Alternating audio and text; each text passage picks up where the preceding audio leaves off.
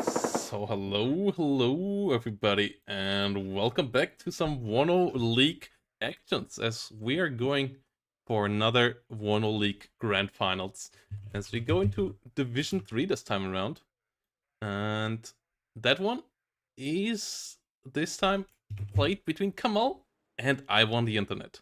And we're starting on 2 legs, and if you have a look at how they got here, they both came out of some really tough semifinals. Iwontheinternet in a 2-1 versus Chicky Pricky, Kamahl in a 2-1 versus Bloody Knight, so tough fights on the way here. And I'm expecting a tough fight out of this one as well. After clean 2-0 victories in the semis, in the quarters, now we have 2-1s here in the semis, and yeah, this should be a nice one. So let's see what we got here ahead of us. And yeah, what do you think about the matchup, Lloyd, and the picks and bans? Yeah, I will be regarding the divisional matchup here. I was just looking at this. I will be very interested and see how this pretty standard Polish Polish armored rush strategy with the Honkerus recons going all around the place, trying to gain a lot of map control to allow for this immediate ramp up of the T-72 building machine. And I will be very interested in seeing how it goes against Six. Six is right now has some of the best infantry opener capabilities that are played right now. I think largely because of the Navy SEALs and the airborne dragons, and the fact that it has a combination of really nice recon with the cheap with the Alaskan Cavalry Scouts and all of those units. Also has GSR recon coming in a 40 millimeter Humvee. This is the opener potential there, and then of course Navy SEALs, the best close range fighting unit in the game, basically performs like immensely well. And I think a lot of people don't have that much experience playing against Sixth, so they undercut it and don't ban it, and that is how it has been allowed to perform so well in the league. And I'll be interested in seeing if uh, it, because theoretically this sort of strategy that the 20th Pancherna would do here would be hard countering Sixth. It would be just waiting the 5 minutes, getting a mass artillery, and then just breaking the enemy with a late to mid game push of armor, because Sixth has no tanks and can only basically defend in the late game. So if you gain the positions, if you get a town, they most likely won't be able to get back there. And that's why I'll be interested in seeing if Kamahl has to start doing that, or if Iwontheinternet kind of takes the bait and gets into close range fighting immediately, never disengaging to actually build up a critical mass. That is the huge risk for the Poles, I think.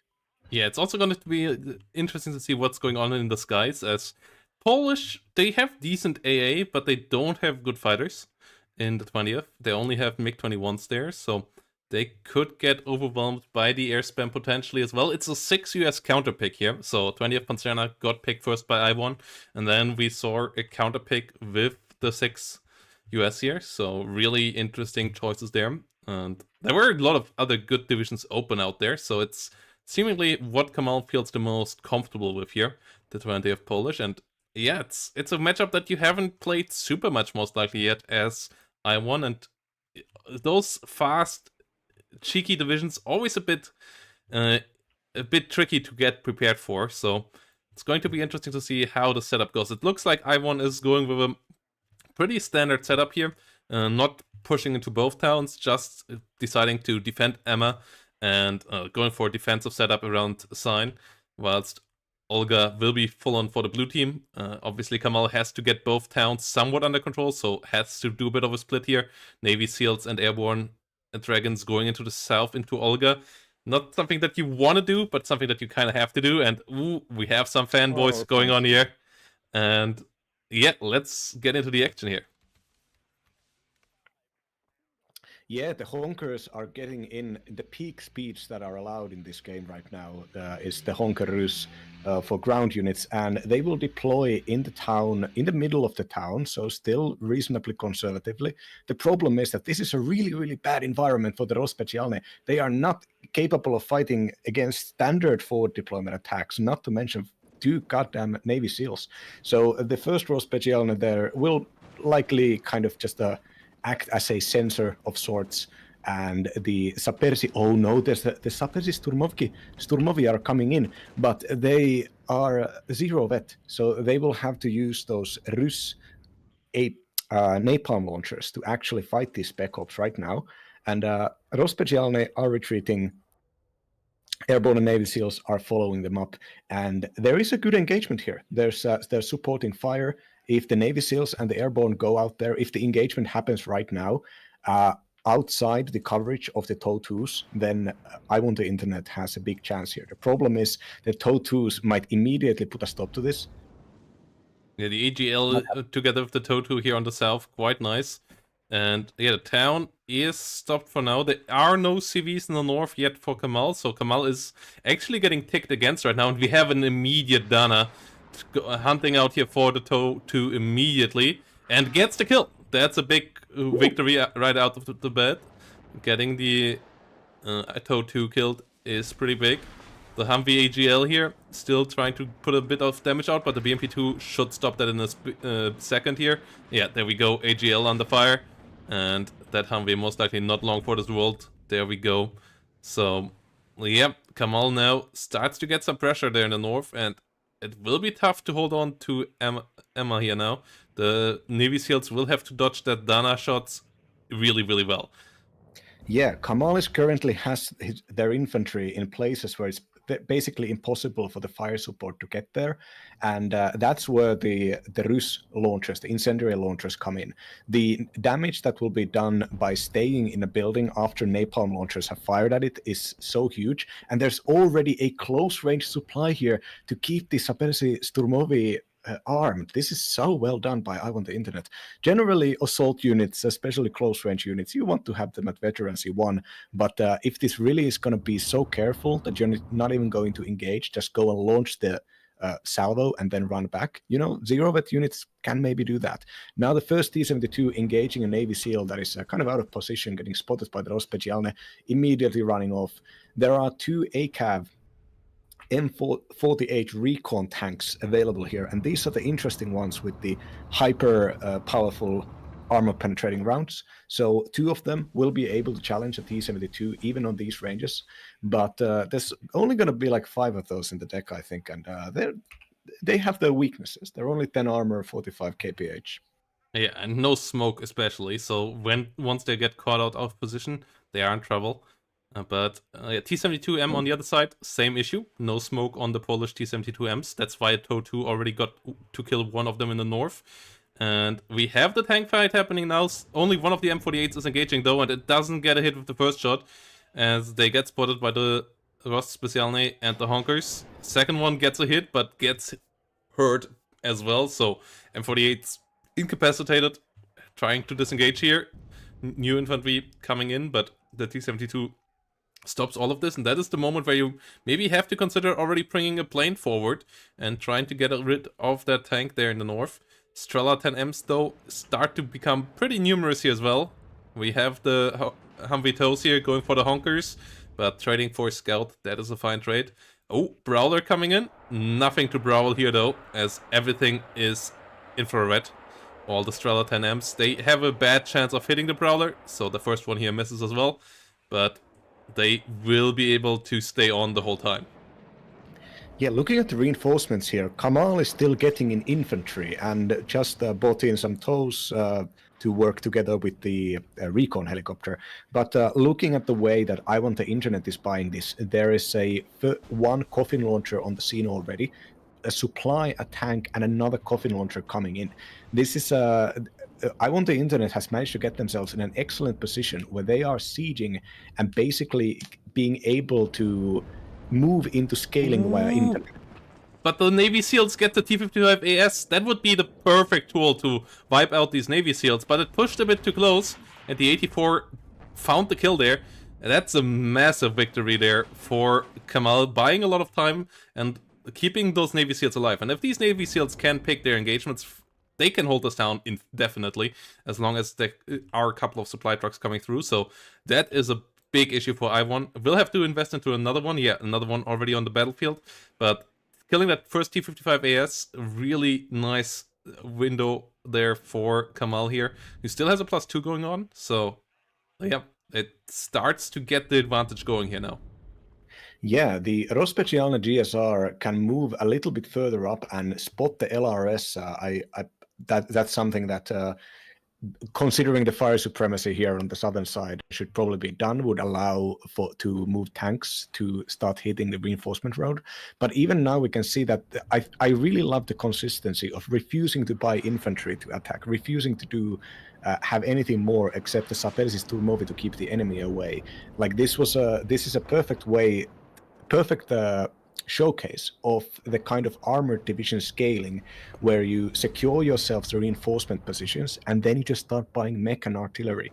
And the ASS, I consider them to be artillery as well in this context. The 3 T-55s getting bought here, one of you called them one of the best fire support units, and for 80 points you're probably correct. BMP2 is 60 points. So having these things around in numbers can do a lot of damage to soft targets, and they're also expendable enough, even though the Navy SEALs... Big air attack coming in, going for the Strellas. Oh no, but the Prowler gets shut down, just a bit too much AA fire. Now the Corsairs are in trouble as the Coops can turn on as well. Oh no, this is a devastating loss here, overextending with the air underestimating the enemy AA position and just getting completely massacred. That's just a complete disaster. This is not allowed to happen. A loss like this, that's 3 minutes of income down the drain, and that means no fire support coming in for this infantry anytime soon. This center here is now in a lot of trouble. The Navy SEALs are basically on their own, and I guess that's what they're used to, but yeah, they really have to bring it now, because it's all down to them now. Yeah, that was where Kamahl was spending the points. Meanwhile, as Iwontheinternet is getting more mech and more AA and more artillery, that was the big group. That was the big attempt. Going and doing that engagement like that, and not waiting for the enemy to push and then you use your air to punish. That is the most reliable standard way of using your units. Going in blind, not even having the Prowler go around and check if there's happens to be 16 Strellas. And yeah, Kamahl has donated away so many points. Humvee tows really gonna have to... Humvee tows are going to be the only thing that can actually keep this attack away. And even if the Humvee tows succeed, the infantry in the town are not going to be able to hold it. The infantry in the town, the blue infantry, can't really move because every place they would move would have fire supremacy for the Polish. Yeah, another ITO in the south, and we already saw a couple of Humvee tows going down, but luckily you get quite a couple there, so the reinforcements are still coming. We have a 155mm artillery piece now coming along as well. There is no CV in the town anymore. The CV Humvee got killed, so if there's ever a CV pushing in for Iwon, he only has to get it in to turn this town around, and the BMP-1 is on the way, so that is already pretty close here. And the Navy SEALs here start to get melted away. One of them down to 1 hit point. One T-55A there gets killed with a side shot, but there goes the first Navy SEAL. That's worth more than a T-55 there. And there is more and more damage coming down on this. Danas continue their fire as well. And the Navy SEALs here are most likely going to get wiped out as the M35 supply truck gets killed immediately as well. And there's just so much fire support for the red side here right now. Yeah, the Dana has gone through half of its artillery tab of 54 shots, and it's only 10 minutes in. That's this has been such massive value immediately starting out the siege by buying it and constantly sending in something to spot the enemy, and then, as we see right now, striking in and slowly caging them in, forcing the enemy to keep buying more supply, which is just away from actually trying to secure the game on the longer term. Yeah, Airborne Dragon here, sitting around in the north. Navy SEALs still trying to hold out. We saw a couple of BMP-2s over pushing it a bit here, getting caught out by the Humvee tows. So there are still some trades here for Kamahl. It's not all losses right now. Currently the trades are on the ground decently 1-to-1, I would even say, but with the 700 points that they are behind now through the air trade, they need better than that to actually stay around here, because 700 points more on the front line right now, that's just way too much. That's not something that you can keep up trading against, so you would need to get some big victories here, but 2 Lakes doesn't allow for that. That's the issue here right now. Like, if I wouldn't just place normal here, they will slowly but surely grind through this most likely. Yeah, basically, if they can secure the entry roads to the town, and the last entry road currently is where the fire teams and the USAF security are coming in. If they can secure that and secure fire control, like, the game is over, basically. Because from that point on, the armored division will be able to just keep emptying its more expensive tab onto the board and get enough coups to dissuade any mass air massing, and then just keep on trading. Just move an infantry unit forwards, and then kill it with your mech, and rinse and repeat. The every resource from Kamahl should basically be used to secure this bridgehead here.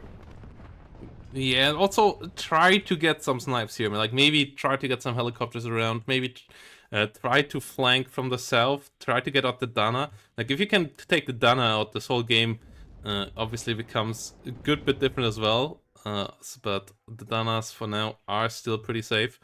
And yeah, the northern section here, it's going to be hard to defend. You have the best ATGMs with the toes and the Humvee toes. Like, that is maybe one thing that can save it through the time, but 400 points advantage is not all that much, so you really need to get close to the 40-minute mark here without giving the enemy a tick, and that's going to be a long 20 minutes here. 20-25 minutes that Kamahl has to hold out here. Protoss, I have found a symbol of the game. Look at Kamahl's artillery. It has not been fired yet. Just the constant pressure that they're under has not... The artillery is just gone. Yeah, artillery for now completely unused, but they still get some value right now. Like, there's maybe a bit too little focus right now from I1, even losing some Strellas here right now, and letting the ATGMs take away on them as well. The infantry fights is still Navy sealed, so the losses there are pretty minimal for Kamahl when the enemy force feeds individual units in there. Like, the only way that I1 can lose this game here right now is feeding away individual units in a too high of a rate. And they are currently kind of doing that.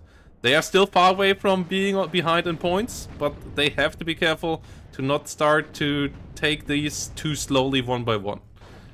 Yeah, so this LRS getting shot here with the Rospecialny finally moving up, this allows suddenly the complete flank has been opened. The Rospecialny should move into that cluster of buildings immediately, and they would spot the Humvee TOW, they would spot... even the ITO is not even trying to get there anymore. Kamahl has lost a very important strategic position. If the T-72 Wilk moves a little bit west, it can start targeting the reinforcements straight up, and there are only Humvee TOWs to contest it, which the Wilks are pretty decent at firing against, considering they have such good accuracy.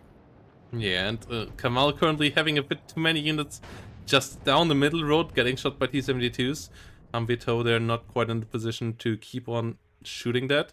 In the north, M48 now gets pushed over as well, but at least all the recon in the north got cleaned out. T-72s are pretty low, but unfortunately not dead. So there are still a lot of them on the battlefield right now. That's 6 T-72s currently on the... 7 T-72s, 8 T-72s, okay. And now 9 and 10. Like, that's just an insane number of tanks. And yes, TOW-2s can do a lot of damage to them, but you really have to start finding some kills against them as well, otherwise this number will just be able to A-click eventually. And Humvee TOW might finally find a kill on one of them up in the north here. Yes, finally finds one, but that still means 9 left, and more BMP-2s coming in already as well.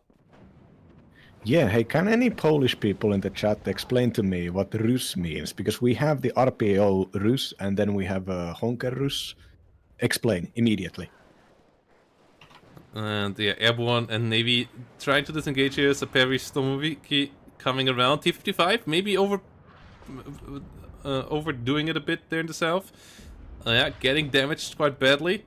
But at the same time, the recon units keep on pushing. And T-55A gets pushed, gets killed off. And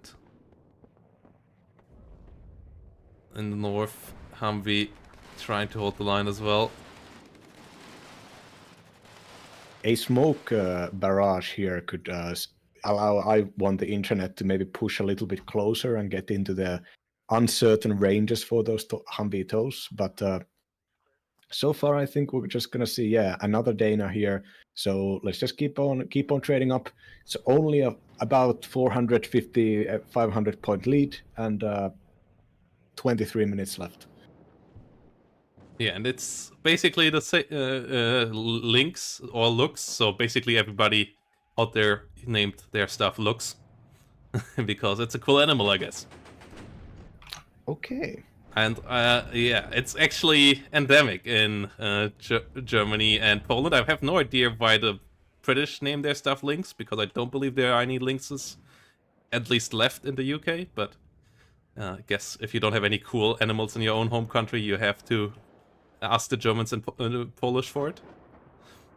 Yeah, that's the time when they start leaning on the Saxon heritage, the only time really. But artillery here, targeting and destroying an NG ITO, and right next to it there's another Humvee tow, which is also, I believe, to be spotted by the Rospecialny GSR. There is a Pathfinder unit close by, but the forest in between, I believe, prevents them from sighting the Rospecialny for any artillery or other fire. Yeah, USAF security forces trying to push forward here, trying to get a bit of a foothold out there. Without smoke play, I feel like this is pretty risky though. We finally start to see the artillery coming into play. I just wonder how long that will survive until the Dana will be able to counter battery it. It has a move command right up, but it's not going to be easy. So far the tow wall does hold, but it doesn't stop the grow on the other side, and that's the issue here right now. The growth of T-72 does continue. Another two Wilks coming onto the battlefield here, nonetheless, and that means the complete number of tanks here is just rising and rising, and the defensive forces can't quite keep up with growing to the same amount. Like, there's only so many spots where you can put an ATGM in, and at some points the tanks just can roll over them. One T-72M finally goes down, but so does a Humvee tow. So that's still a decent trade, but only a trade. And yeah, another artillery piece coming up, another Humvee tow coming up. But it's the question, how long can the blue line hold here? And is there not still something that the blue side can do? Maybe about the south? Like, I still wish the air attack would have come in the south and cleaned up everything there and allowed a push towards Sign. Like, that's the time where the rear point is actually attackable if the enemy doesn't have air defense there and you have air control, but yeah, it came in the north instead. So what can Kamahl do here right now, outside of praying that the enemy is just a bit too slow? I mean, I really think one of the most powerful units here on the board are the Rospecialny GSR and the other Rospecialny as well, considering they also perform really well. As long as those units, the 3-man squads, are allowed to be on the front line there, that's a 40-point 3-man squad that is just constantly spotting things for the Dana to kill. And now the Navy SEALs are also under fire, that one getting spotted by another Rospecialny GSR. Maybe, I'm not sure, maybe it was spotted earlier. Oh, Navy SEALs going down on a salvo. Yeah, the fact that the recon exists 20 minutes in, the same recon that were bought in the opener, and even when these things are bought, others are bought on zero vet, they still haven't run out. That means Kamahl just has not been diligent enough in trying to take them out, and now their power is fully unleashed with basically perfect top-tier vision for a mass of T-72s and self-propelled guns. Ooh, no. Dana did eat some counter battery, but didn't quite get killed off there. And T-72s here still baiting out Humvees. And yeah, a couple of the recon infantry got killed off earlier in the north, but not enough. Like, that's one of the great things about the Polish foreign armored division. They have a lot of good recon infantry. And now the Wilks are coming in here, and the Humvees, they are now in range. They eat the missile, the shot. The Wilk can eat one of the missiles.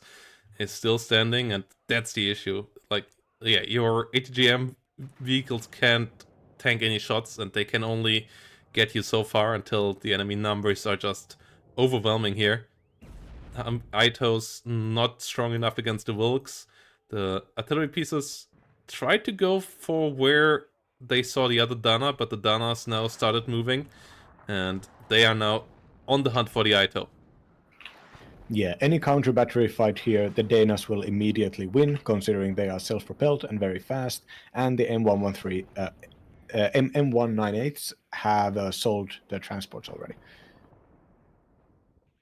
Yeah, another OH scout coming in. Maybe we will see one more big air setup when the push of the red side comes. Like, that's maybe the one way that you can still turn this around with like a good cluster bomber run or so on a tank push and eliminating 3-4 of them at once. Even maybe losing the bomber for it, but getting that trade, getting that stock into the enemy spanners. Look at the reinforcements. Look at the red reinforcements, brothers. There's 4 infantry units going and gonna start sieging Olga as well. And if yeah, there's 6 in the north at the same time. Like, it's, yeah, that just shows you how dirt cheap the Polish infantry is. Like, that's 65 points per unit with BMP1. It's pretty crazy. And now there comes 3 T-55As. That's another minute of income. Yeah, the Polish here now really putting the forces onto the floor, and yeah, there hasn't been a single reinforcement for the south. Kamahl will have to be quick there.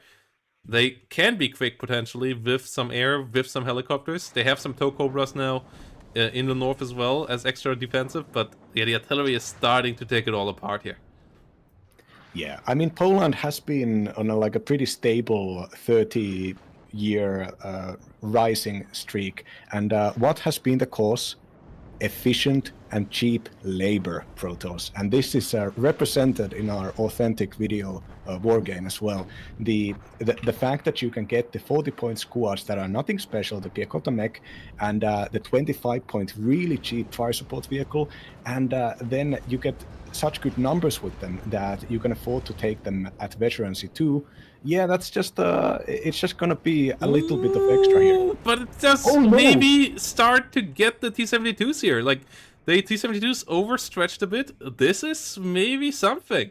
Tuchel coming around. The northern armored fist is planted. Like, that's 4 T-72s down to 1 now. Really good hunt there with the Humvitos. Kamahl taking a really good engagement, and the Wilks in the south have to be careful to not overextend there either. So yeah, that was a great one. The 155mm artillery is trying to hunt the Wilks as well. The Wilks actually backing right into them. Oh, this could be devastating. There's a Humvee from over there engaging as well. That one doesn't find the hit. The 155 is not finding the kills though, but at the same time, the southern engagement, that's where now the reinforcements have to go. Like, maybe bring around the helicopters. Oh no, there's now a yacht as well. Yeah, a plane is needed here, I believe. I don't think you can hold this off without a plane. Yeah, the stopping that infantry blob right into the city and stopping that attack on his tracks is massive. Like, the tempo disadvantage for Iwontheinternet here. But yeah, with 2 A-10s getting bought in to, and there is no air cover. The AA is not there yet. The southern attack is completely compromised with the A-10s. Now the tanks are actually moving. They are moving into cover. Okay, they're not moving down south. A MiG-21 AA-2 going out there. One of the better MiG-21 fighters. Immediately getting tacked by the A-10. Immediately getting killed by the A-10, but we have the Coups in the rear, and the A-10s only got 1 T-55 and 1 BMP-2, so there is still a decent amount of firepower here. The second A-10 damaged and will have to be forced back home, so now other reinforcements have to be brought in to hold the front line, but at least a good couple of units stopped here, at least a bit of damage dealt, and at the same time, the artillery pieces in the north forced the Wilks back. The Wilks are planted. The north is stable now. Like, blue side did enough damage there to not have to worry about the north for the next 3-4 minutes. But that obviously is the complete opposite in the south here right now. This is a lot of firepower, and the airborne dragons not getting the roost there. The 155mm artillery pieces trying to hit the infantry, but a bit too far forward right now with the shots. And the Navy SEALs, they will run out of AT-4s here before the enemy runs out of T-55s, and that's a big issue. They still hold the line there, though, and the T-55s fall back. The artillery now on target. Is Kamahl doing the miracle? Like, this defense so far is absolutely fantastic. Yeah, I want the internet. All of those infantry should have just fast moved down south and even bypassed. Like, the reinforcements are not doing anything. Now they are going and starting an attack against the hard target here instead of repositioning. This is a huge... if those units had been moved, they could now act as the second wave. And the Navy SEALs taking the engagement there. I'm not sure that's gonna work out. Oh, they get the stun on the yacht. That's a good one. Under 500-meter range. Yeah, and they get so much damage on it. Get the second stun immediately on it as well. Have to disengage right now, as they get shot by the second one. You don't want to lose any of the Navy SEALs there. One goes down. The Navy SEALs getting stunned. Kamahl not watching right now. Oh, Me-Too US getting the sneaky CV helicopter in the over the lake. Oh no, the Navy SEAL's not getting microed. Where is Kamahl looking right now? What are you even microing at this stage? The Navy SEALs go down. That's a big loss. That's something that you can't replace. But new units have arrived on the front line now. So this looks pretty stable as well. And now it's only 12 minutes. Yeah, Iwontheinternet did not do like a stupid all-in attack up north, but actually has moved in the Sapers Sturmovi as a probing unit. And if the Sapers Sturmovi manages to move into the next buildings, I think the Rozpecialny and all the rest will follow. Now, important to note, a bunch of the Humvees here don't have ammunition anymore. I'm not sure if Kamahl has realized this, because it's a complete... he could fix it immediately. But if that gets exploited with a few engagements with the remaining BMP-1s eating up the ammunition, like, there could be even though there's a lot of good infantry for Kamahl to defend this, there could be a turnaround up north as well. But the most important units here will be the Sapersi, 4 Sapersi moving in here, T-72 taking out the Humvee tow and securing at least safe deployment for the Sapersi. But at the same time, a T-72 M1D in the south, maybe overextending a bit here.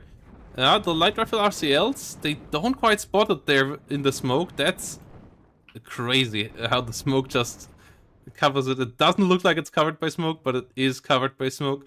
And the T-72 is taking over the zone now. A Humvee CP got sniped by the Piechota Smek. So the Humvee CP number 2 has to come around. It will be a +2 here for at least a bit. The next smoke round's not coming up, so the T-72 will be visible in a second again.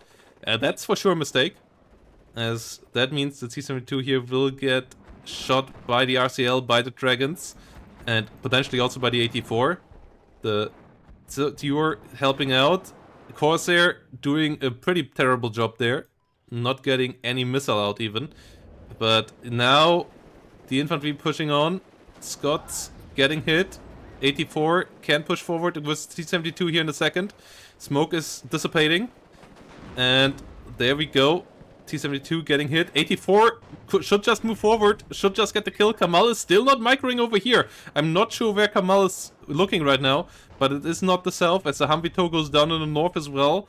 The attack happens on all fronts now. And the 84 could get the kill there, but it is not getting the kill. Kamahl completely misplaying this in the south right now, as the north is the more important part. Oh no, loses Humvee tows there as well. And now the number of ATGMs starts to run low here. 10 minutes to go. The tick is on, and the CV does survive because the 84 doesn't want to get the kill. Yeah, with the T-72 Wilkes repaired, they're moving southwest, and with the Rozpecialnys out here spotting, they're targeting a bunch of infantry that they spotted on the way here. But they will be able to go and keep going down southwest, spot and kill the Pathfinders most likely, and then secure the reinforcement road into the southern town. Now, this needs to be there needs to be preparation with by Kamahl by getting even more TOW2s around here. But TOW2s, there might not be that many left anymore. It's been a long game so far. And the T-72s right now are just...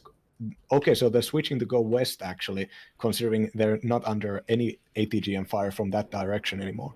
Yeah, and Kamahl tried to sneak by 2 CVs into the rear zone, but the Mi-2 US and the Zedure yacht did get the kill there.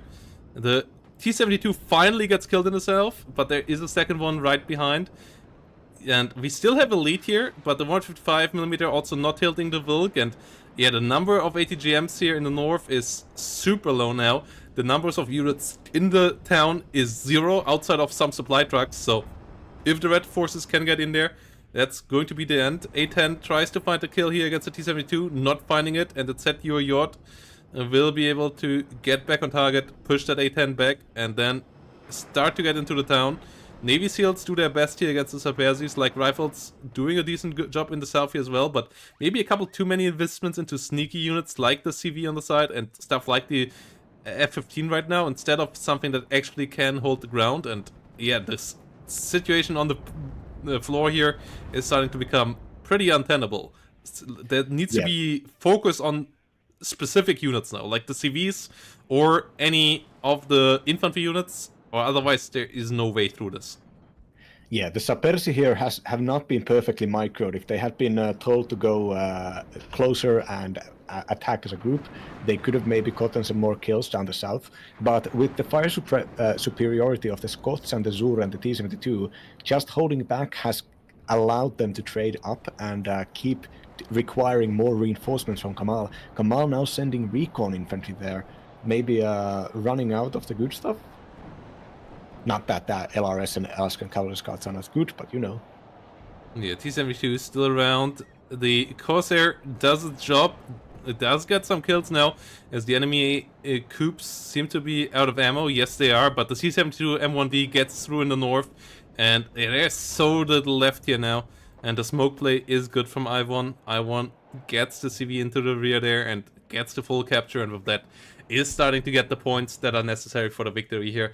And yeah, it took a bit longer than expected after those early victories. There were a couple of really good kills by Kamahl, but it was not enough here. And they didn't quite play for the advantages that 6 US has, and really played the game down the lane that 20th Panzerna wants it to go. And that obviously is pretty set up for disaster. Yeah, you know what, Protoss? I'm willing to say that I actually enjoy Two Lakes games more when it's Division 3 and Division 4, when because the thing that makes it exciting about any esport is thinking, oh, what are they going to do? What are they thinking about this? And Two Lakes is such a map that on the higher levels it's completely figured out. People very rarely, if they do something weird on Two Lakes, they're probably doing a mistake. And but here on the lower levels, well, where things such as that, like mass T-72 charge right into the middle of the ATGM net, like stuff like that can actually happen. People do make mistakes in a way that makes it more exciting. And yeah, by the time that a southern attack happened, I had decided in my head like 2 or 3 times that it was never going to happen. And when it happened, there was like the immediate excitement of, oh, is this going to be an overx? Then are the northern units just going to stand back for the rest of the game? Are they going to get ambushed because they're going to be recklessly sent up north? But I think if you go and watch the kill feed here, we can see the true numbers of the situation. Just look at that kill count with the Dana. Look at those T-72s. Just it's insane. Like this was so well, especially the early game. Iwontheinternet did very well. Yeah, I mean the kills on the T-72s, like, yeah, they also lost a decent amount of them, but the Dana is really the key unit in this. And Kamahl didn't make the game as agile as you need to make if you play 6. For sure, not the best map for 6 US as well. And I feel like with them picking 6 as a counter pick, they didn't quite play it like the idea they had in mind there. They played it a bit too stock standard for a division that is everything but standard. So yeah, in the end here, the stock standard meta does win, and that is 20th Panzerna. It is the more normal, more standard deck. If you want to beat it, you have to pull it into places where they can't just play stock standard. And if you get into that, you're just gonna get punished. So let's see what Kamahl can maybe bring on a bit weirder map in a bit weirder matchup, or if they're gonna switch it over to the normal one as well, and maybe can't bring it back here against Iwon, as this is a best of 5, so a lot of games coming up there, guys. Quick break, guys, and then we're gonna be back with game number 2. And in game number 2, we will have a bit better map for those cheesy infantry divisions. And yeah, that's something that we have seen out of Kamahl all these games in this season already. And it is this time coming up with TKS. The matchup is pretty similar, as on the other side, we have another Norfolk tank division, this time 25th Tankovi. So that's going to be interesting as well. And before we jump in, a quick shout out, guys. WARNO League Season 4 is ready for sign up. It's going to start on the 2nd of June. We already have a good, decent amount of signups, but there are for sure still slots open for everybody. So if you want to get yourself casted, and if you want to have yourself a shot at glory, and also just fun competitive WARNO, sign up. Link down below on YouTube, in the chat right now on Twitch.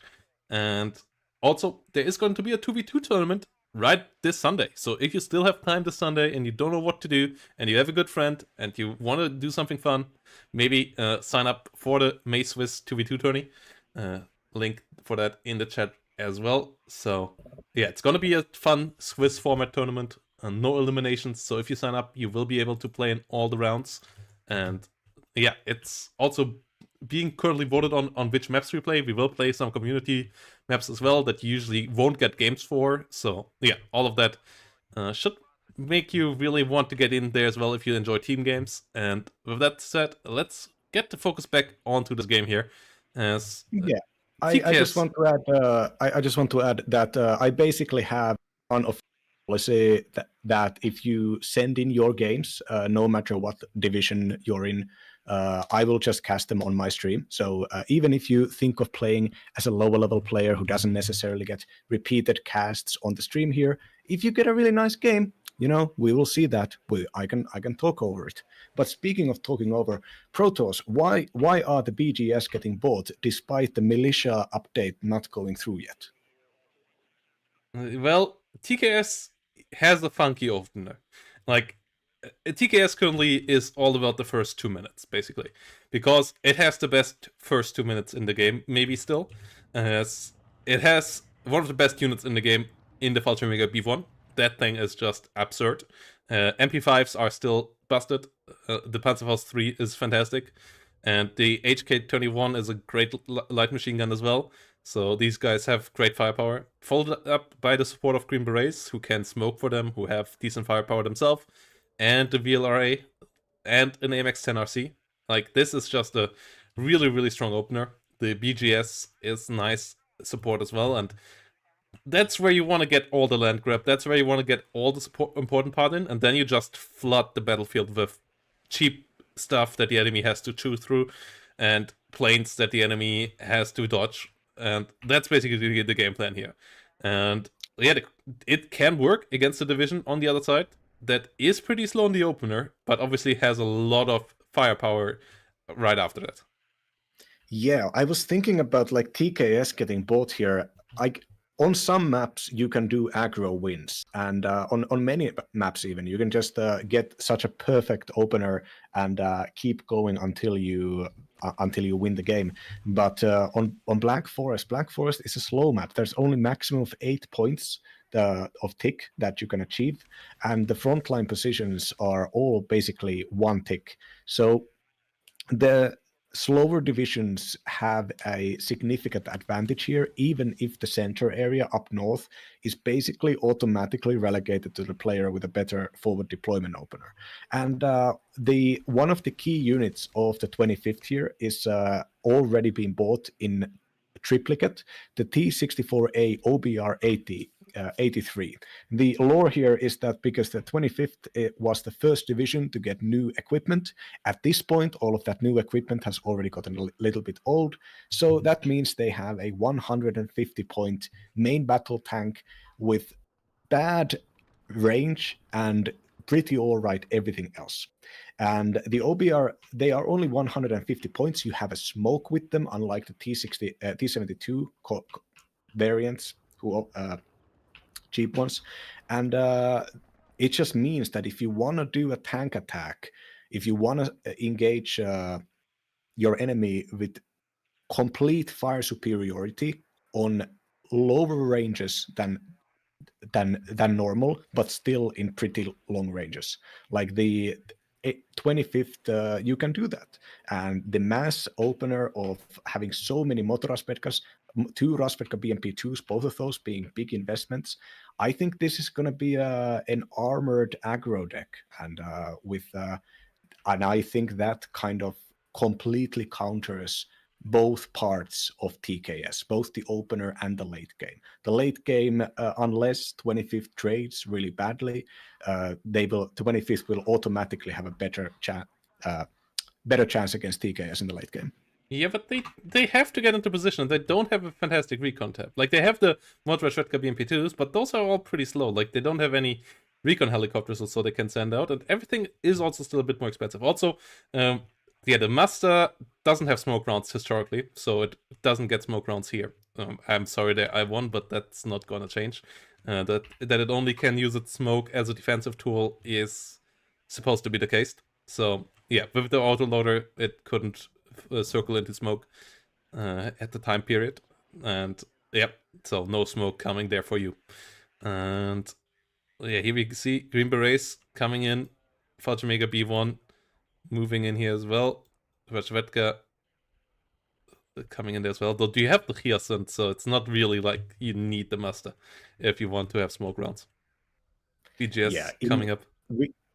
Reinforcements being a tank and a cube kind of speak to this being a opener mech aggro here, and Kamahl is immediately, I think Kamahl may have spotted something or just gotten a vibe here, but opening with an Aeromobiles, the Appilas equipped infantry here to go secure the front line. This expensive infantry, FS Jaeger B1s, they're going to be a really bad investment if the only thing they're going to be engaging are tanks. Yeah, I don't like how safe Kamahl plays here. Like, in a matchup like this, you can't afford putting the BGS up there. Like, yes, it's a cheap unit and all, but it's still something that you should use aggressively and take the risk of your enemy. Like, you want to push the enemy so hard that they can't afford getting into your real line with TKS in this matchup. So spending 65 points up there in the north is not something I'm a big fan of. MX10 RC now coming towards the middle, but the front line is already way too static for my liking right now, and there is not that much space conquered here so far by Kamahl. They have an MX10 in the south that could push a bit deeper. Iwon gave up a lot of ground there, so but has the Vetretta and the T64 ready. The T64 OBRs get outranged by the MX10s, so you could potentially kite them if you find them. But you really have to be careful to not get shot, obviously, as otherwise you just get popped really, really quickly. Sonderwagen immediately goes down. MX10 doesn't get spotted by the Rajvetka yet, so might even find a side shot here. Ooh. Yes, gets the first OBR. Okay, that's the kills you want. F104 around as well, but there are 2 Strela 10Ms and E-Glass around immediately once more. Rajvetka BMP2 doesn't get hit here. Coop gets the F104. No. Yeah. Iwon really loves his AA openers, like no risks taken there whatsoever, but that means obviously they would have less units on the front line. And yeah, currently Kamahl playing a bit too predictable TKS here right now. Needs to... like this. I think this is really bad. Like the fact that Kamahl put a special forces opener in the middle, but did not even try to push to the east end of the position. Like that's your one chance. That's your one chance to prevent them and to gain ground. You're not going to be gaining ground in this game at all unless your enemy is going to overextend horribly and just leave ground empty for you. You don't have the units to do that. You have to do it with the infantry opener supported by the AMX-10s and the helicopters and the shit, and none of that is happening. Oh no, Kamahl, I believe this might be tragic here, though with a +2 tick for the moment, even though Iwontheinternet kind of does hold most of the cards here, I think. Yeah, Iwon did spread out. Iwon did invest into all of these AAs pieces, into Rajvetkas in the north. Like, if you would have taken the shortcuts there at Kamahl, you could maybe force combined arms into spots where the enemy can't quite afford those combined arms just yet. Like, instead of bringing a plane, bring around an AT helicopter, and if the enemy doesn't have any AA, you push with that against the tanks. That's way cheaper, and those little German AT helicopters are fantastic, the BO-105s. And are pretty good at killing these OBRs as well. The OBR now pushing forward in the south, running into Milan too, and don't quite have the range there to deal with this. But in the north, we see the MX-10 going down. Rechvetka at least gets killed off by the BGS, but the Su-25 here doing a job already. Roland not quite on the front line. M48s are being brought in, and those are currently terrible tanks. I think the M48 will be quite fine after the change of the reservist trait, but even then, it most likely won't be amazing, and currently it's a pretty terrible tank, so using those against some of the most cost-efficient tanks in the game right now on the other side, maybe the most cost-efficient tanks, that's a weird choice. Yeah, like are we going to be seeing infantry attacks supported by the M48s? The infantry would then have to also kill the T-64s because the M48s are not going to do that. They're only capable of fighting against Soviet infantry and maybe BMPs on decent ranges. So is this going to be like an air spam game? Are you gonna do a Protoss Zucker and get like every freedom fighter bomber immediately? Well, there is also a Su-27 and like two coups there waiting for it. So, and I just don't see anything going. I just see this is like TKS games are so tragic because TKS games are either the hardest shit ever. They're so cool what people manage to do that. Like you see Woe Is Me play TKS, the so-called 1% body fat attacks, the ones where you can't afford to lose anything, but you can also just like win if you control well enough. And then there are people who play TKS like a normal division, and I think we're just seeing that right now, and it's not good. Doesn't look good. You want to constantly trade with this division. It's kind of like KDA. You played a bit differently than KDA, obviously. You have something like the M110 that just can demolish a position in the later stages of the game as well. Like at this deck, it's not like an airborne division where you don't have anything going on for you in the late game, but it's not the standard pushing power, not the standard IFV plus medium or heavy tank that you get in this division. It is a bit weirder, and for the weird to work, you have to make the game weird, and currently the game looks pretty down standard, and that is pretty scary here. Yeah, if somebody is spectating and thinking points, even on this map, the tick of like enemy leading you 500 points 10 minutes in, it's not that much. Not if your board presence looks the way of 1, 2, 3, 4, 5 is that 5? Wait, no. Yeah, 5 T-64s right now, a bunch of BMP-2s. May I also point out that as per the doctrine, Motorasvedkas and Rasvedka BMP-1s are taken on Veterancy 1 because that is a combat unit, not just purely a stealth unit. Yeah, the CV gets in here, gets the +3 going. That's a decent tick on this map. Like, that's where you want to be, and that's maybe the one saving grace here for the long term, that you can get up to 1,000 something points, but that's still 8 minutes away, so you will still have to hold on for this for a good while. But if you get to like 1,500 points and then maybe play it from there, this stuff can work. But yeah, currently the Milan 2s here getting involved, T-64 under fire by that. That's good stuff, but it's likely not enough when it all comes down to the big T-64 plops. And T-64 gets the Milan 2 there, MX-10 in the south. That's another class cannon that is about to get pushed here by the perfect anti-unit there, T-64. That's not a unit you can fight a single duel with. It just gets wiped out. One T-64 dies in the north, but the push in the south here now will capture the zone, will reduce the tick to a +1, and that's not something you can allow to happen at the 10-minute mark. That's maybe something you can allow to happen at the 20-minute mark, but for sure not right now. Yeah, there are 3 Milan 2s in the southern front and 1 further up north, and against 4 tanks. And even they trade against 1. They are currently going in blind. The tanks are going before the recon, which is, of course, always going to attrition your tank force a little bit. Ooh, Milan might get a kill there again. Yes, get a side shot even against one. PPO Milan goes down, but more of them coming along. Those are kind of pushes that you aren't allowed to make as I1. Like, not having the Razvedka, getting a bit overeager here, maybe thinking they are further ahead than they are, and losing all T64s. Okay, if you do it like that, you can still throw this whole advantage away that you have here as 25th. And the artillery here is good. M110, as I said, that's like the one massive difference that TKS has compared to normal airborne divisions. It has a fantastic artillery piece in that, and that is currently doing the damage. But and the Polish airborne also. The Polish airborne have the Malka. Nobody plays them. Yeah, but that's more, also a similar division. That's not a full-on airborne division either. That's a marine division that brings the Malka there.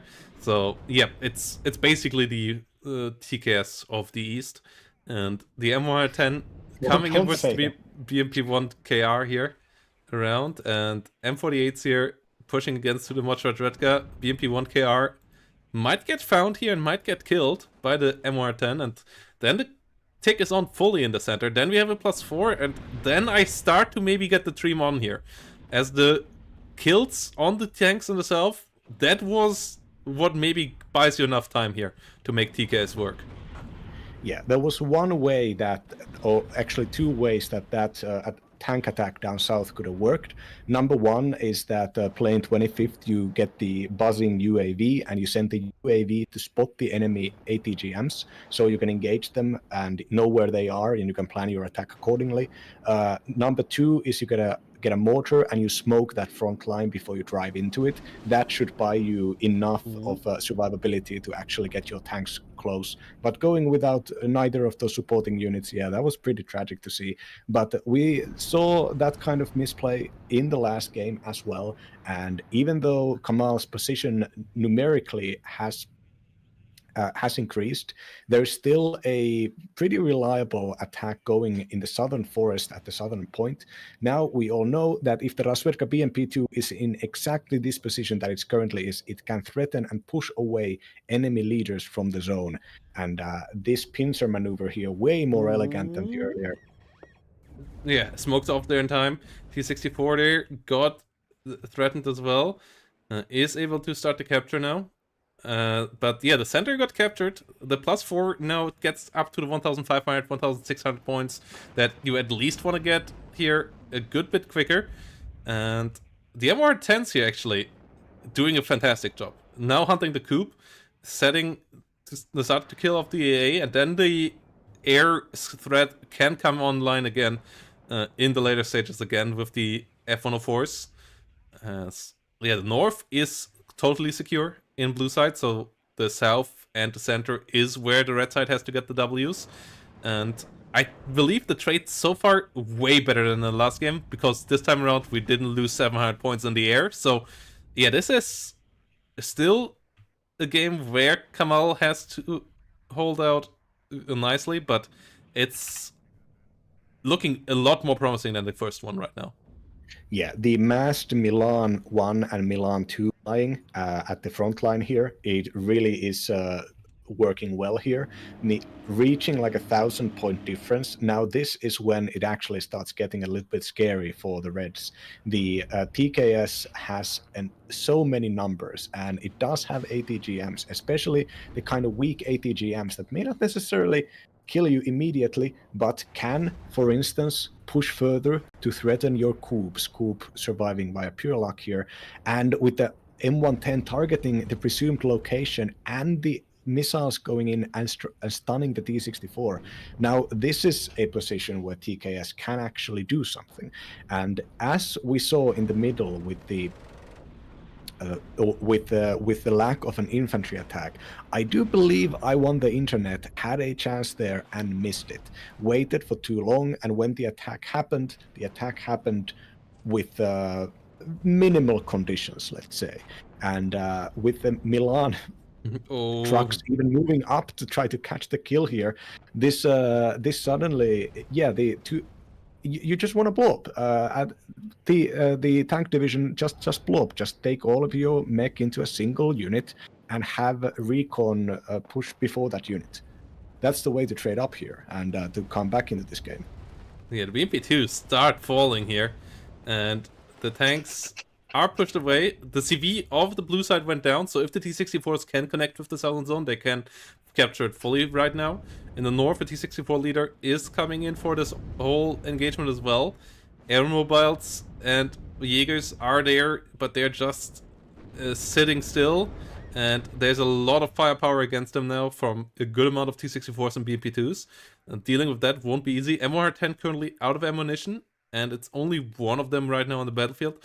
I believe it starts to be a time for a second one of them to just really keep the trades coming with that artillery and trying to play down the disadvantage that you have elsewhere by just like keeping it constantly firing and getting some kills, so that even if you maybe don't quite trade up equally on the front line, you still get even thanks to the artillery. Though the other side has good artilleries as well, like the Mastas and the Quadstikas, they can do the job as well. Oh no, the Hyacinths is what I meant. The Hyacinths, like they can do the damage against all the infantry units and ATGMs as well, but we don't see them yet. Yeah, I think the mismanagement of the points on board here is kind of resulting in Iwontheinternet maybe getting a little bit horse blinder effect, getting so many T-64s just to replace the ones that you lost, and these are the more expensive ones, the BV variants, more than 100 points expensive every single tank here. So this is going to be the attack that actually has to work. If the artillery had been bought first, the artillery could have been firing all these times that the tanks are moving into position here. But with a Masta on board now, Masta will be able to start trading up here, and if a single Masta may not seem like that much for this large front line of ATGMs, but the tactic that Iwontheinternet wants to do here most likely will be to concentrate on small parts of the front line. And on these small parts, concentrations of mech that can move around pretty safely can reposition the fire superiority so fast, and the Masta can work as a situational. Ooh, T-64 gets side-shotted there! Or it doesn't even... it got side-shotted there by the Airmobile Apilas and immediately sniped. That's a big kill. BMP2 now under fire as well. Oh, the center... massive advantage in T-64s is starting to melt away there. Amazing snipe. The southern Saperi RPOs overpushed it a bit as well, so the southern capture is under threat as well. The T-64s, they are still damaged. The supply truck only on the way, and they are in danger of losing everything in front of them, and that is exactly where Kamahl wants to be. They are at 1,450 points now, closing in on the 1,500 points at the 20-minute mark that we were talking about earlier, and that is where it becomes dangerous on Black Forest. That is where you start to need to destroy the enemy completely and start to feel the pressure. Yeah, Masta now opening fire, finally in targeting the spotted M577 command vehicle here, and by dodging the M110 barrage here, kind of accidentally, the T-64s are now getting in there, and there is a lack of infantry, and the recon is kind of low on health, but the recon should still be moving forwards and trying to constantly test out the enemy fighting line.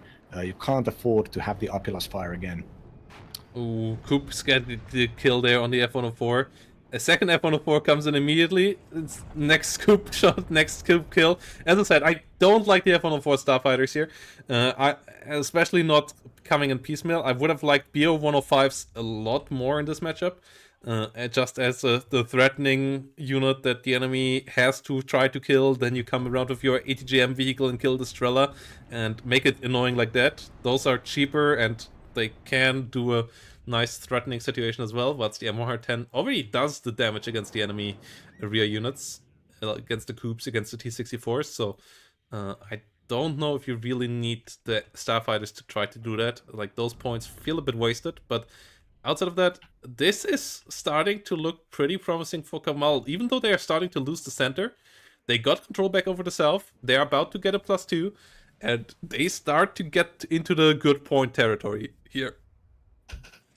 Yeah, T-64 B1V, which is a pretty decent tank with a little bit of a discount, I believe, and it is able to challenge the M48s on long range, but if the moving blob of Milan units has anything to say about it, I think the T-64s are going to have to be forced to be a little bit more defensive. Oh no, with the engine destroyed!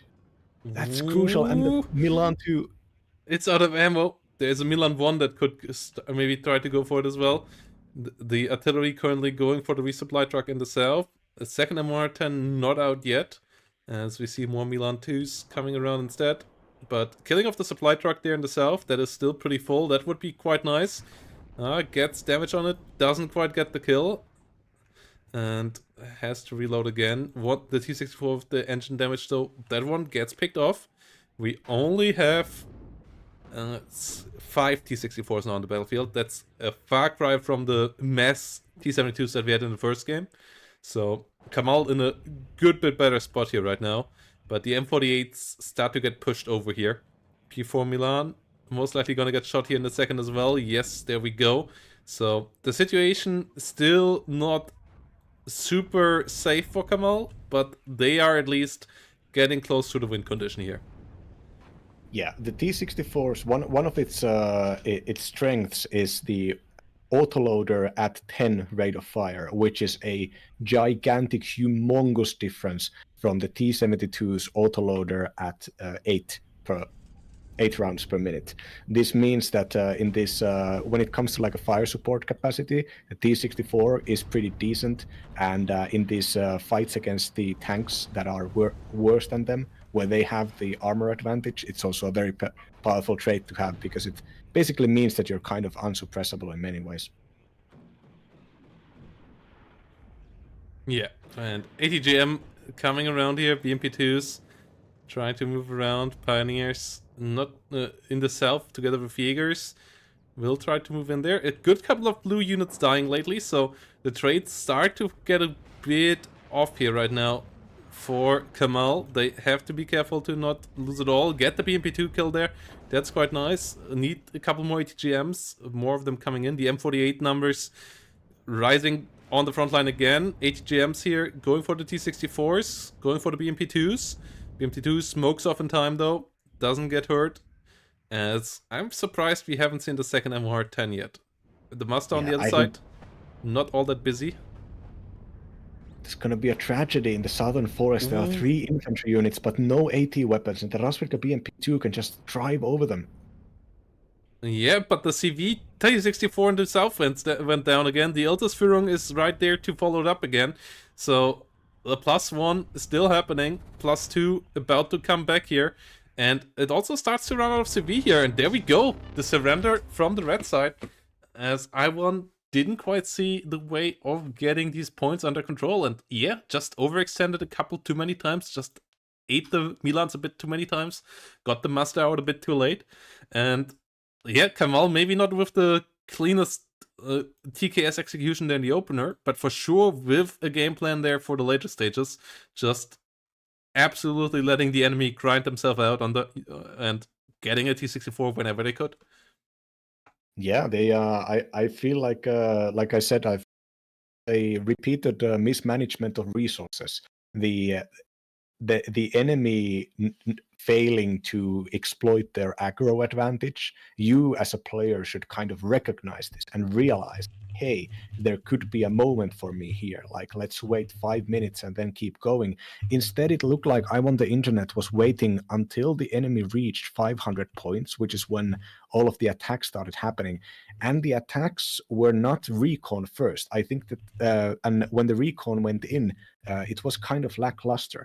If the attack had happened everything at the same position, I think that could have maybe gone through, because it wouldn't have been as attritionable as a attack of like 3 tanks and then a next attack of 3 tanks and then another attack of 3 tanks is going to be. Every time the Milans can reposition and reinforce and rearm themselves. Yeah, and the MR10s actually in the end didn't get that many kills, but they did do a lot of damage. Second one for sure would have helped, maybe even like locking down those kills, but KD in the end still up here for TKS, not by all that much, thanks to the planes suiciding and a couple of other things that did cost them quite a bit as well, but they got the points, and that's the important part on Black Forest. And yeah, not quite focused enough this time, maybe round. Overextended a good bit there in the south. Maybe thinking that TKS is a more of a pushover than they actually are. And yeah, in the end, Kamahl does get the score on board here. And we have a 1-1 situation. So it's all back to 0, basically.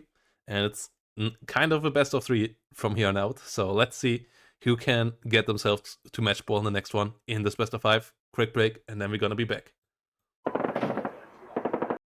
So here we go, everybody. Game number 3, and we are back with TKS, and we are back on basically 2 Lakes 2.0. And if you see these matchups, you might be wondering who picked the maps, and you would think that Iwontheinternet, who plays the stock standard division, picks these stock standard frontal maps, but nope, it's the other way around. Kamahl picked 2 Lakes, Kamahl picked Mount River, and I'm not quite sure why. I'm also not quite sure why you would pick 20 Black Forest against somebody who likes to play these light infantry divisions and likes to make it weird, but yes, they do them. And I'm interested to see how TKS works out against Second Panzer Grenadier here, as this all is also about a small bit of prize money, thanks to you guys getting us to $400 in prize pool on the Matcherino page here. And yeah, that means that the winner here gets a $20 prize pool as well. Both of them obviously will be in Division 2 next season. But yeah, this is really interesting. Picks and bans, pretty standard. Ivan obviously knows what Kamahl is playing here. Banning 6 US, 9 US, all those sneaky divisions, leaving it down to the base TKS here. And yeah, it's coming out again. So let's see if they can make it work this time around, or if the stock standard play of Iwontheinternet can do it again here in game number 3.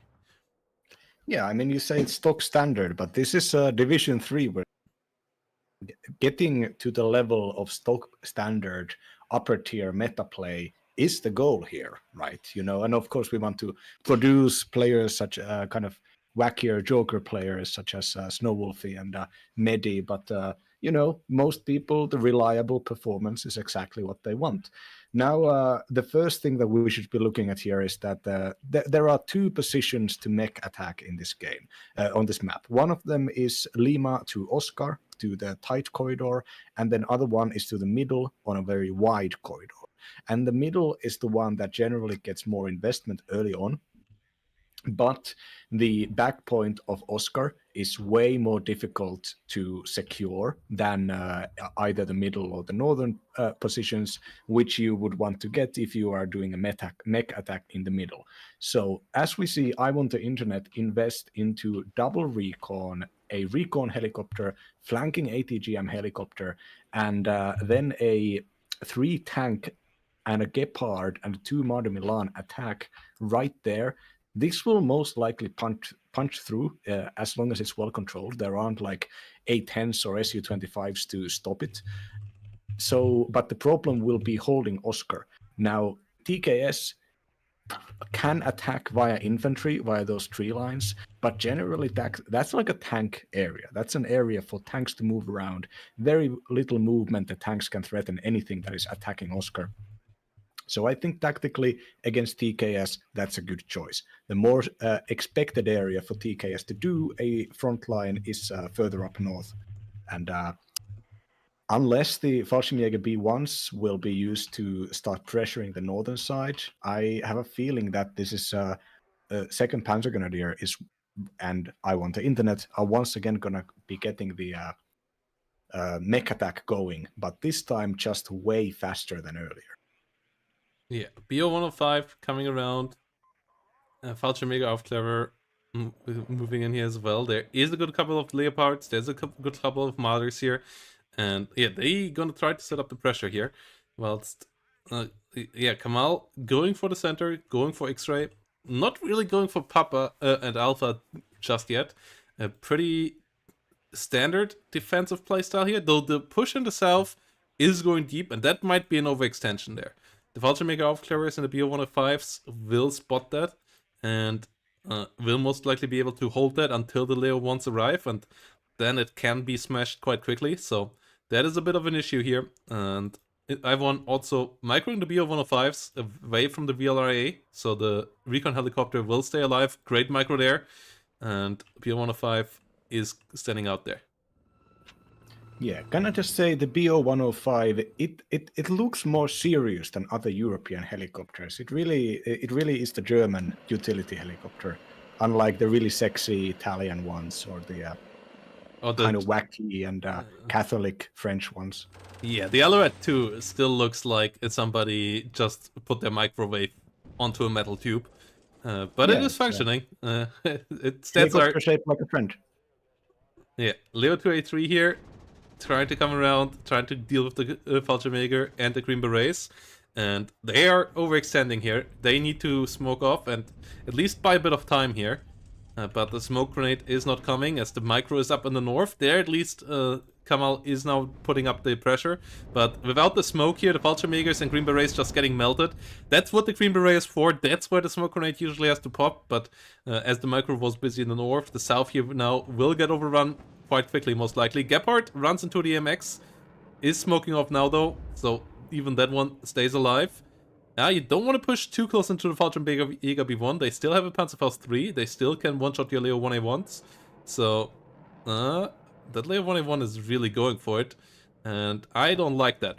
It gets hit there. It eats the Panzerfaust. Yeah. So, taking maybe more losses than necessary here. As that also gives Kamahl now the time to bring some units in for the south potentially, to at least hold out later. Oh no, Leo 1A1 here coming around, trying to deal with the MX. Oh, gets the engine destroyed. Oh no, F-104 fighter trying to take out the F-16. That's a pretty risky fight as well, and the AMX there, really struggling now. And the Fallschirmjäger and AMX both go down. AMX 10 in the north goes down as well. Oh no, that's maybe even the more important one. Leo 1A1 in this forest, smokes off, does survive, and that means Kamahl is stuck in the north, whilst they are on knife's edge in the south.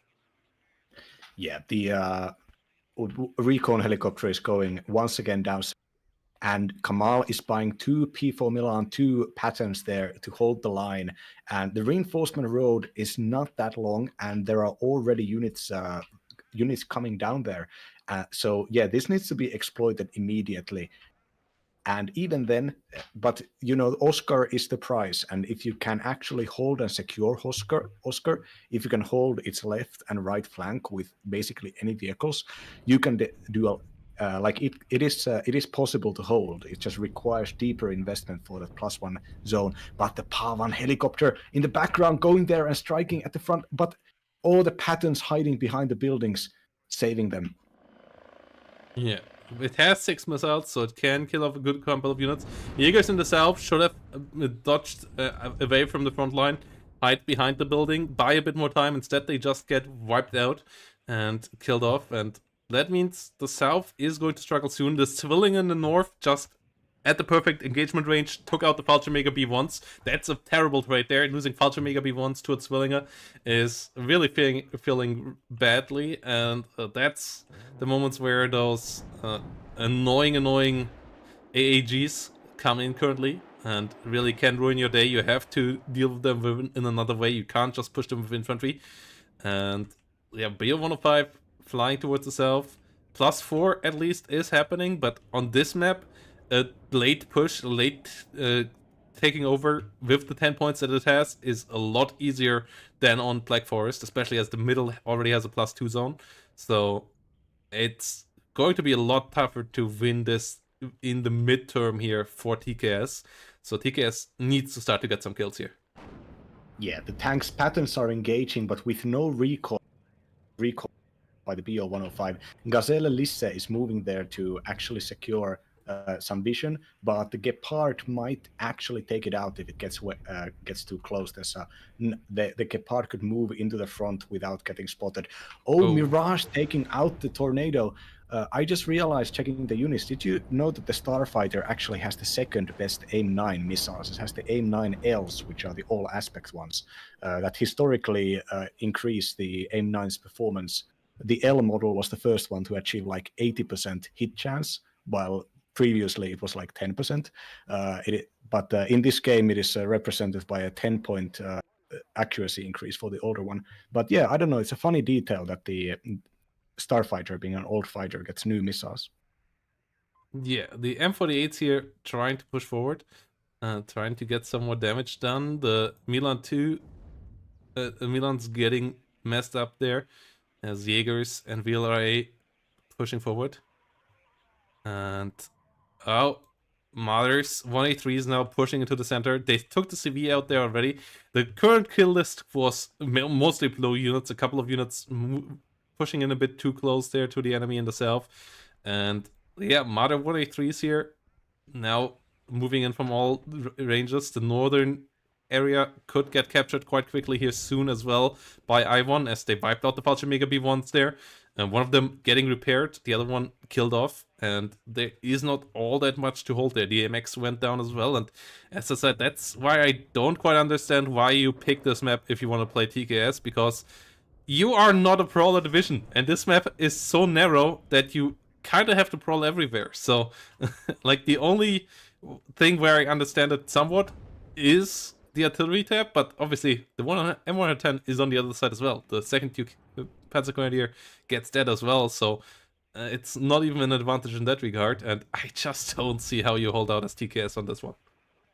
Yeah, Iwontheinternet moving the Panzer Grenadiers to get into the middle, testing around, sending a helicopter there to find out that there is no AA, and also there is no ATGMs as well, of course, but he doesn't know that yet.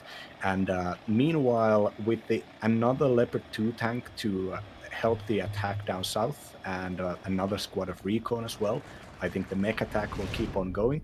But oh no, actually, Leopard 2 is repositioning to go into the middle, so fire support up middle gonna happen before the attack down south.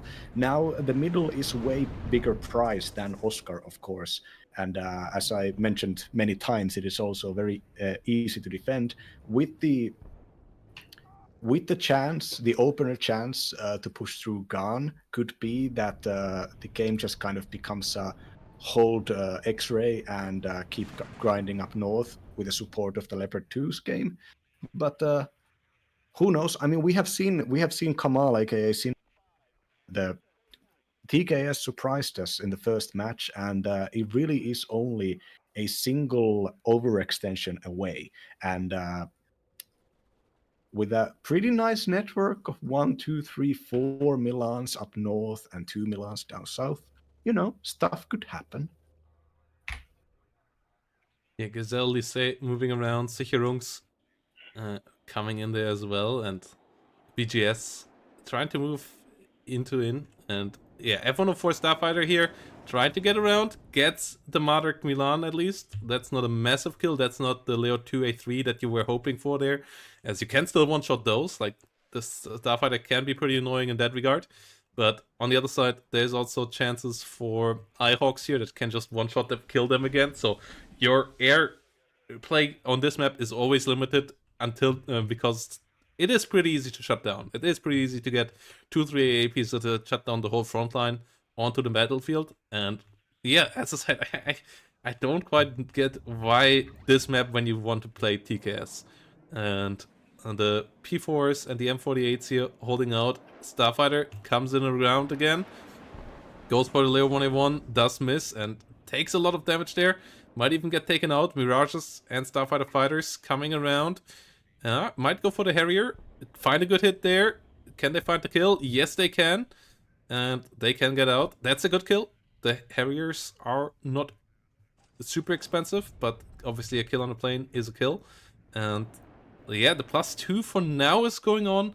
We're at least getting close to 1,000 points. That's something, but it could swing around quickly there with the Leo 2A3 leader already lurking towards the center, and there's not that much pushing power here left on the battlefield right now. No M110 on the battlefield or anything like that yet, so it is really down to the frontline engagements, and those are not easy to take.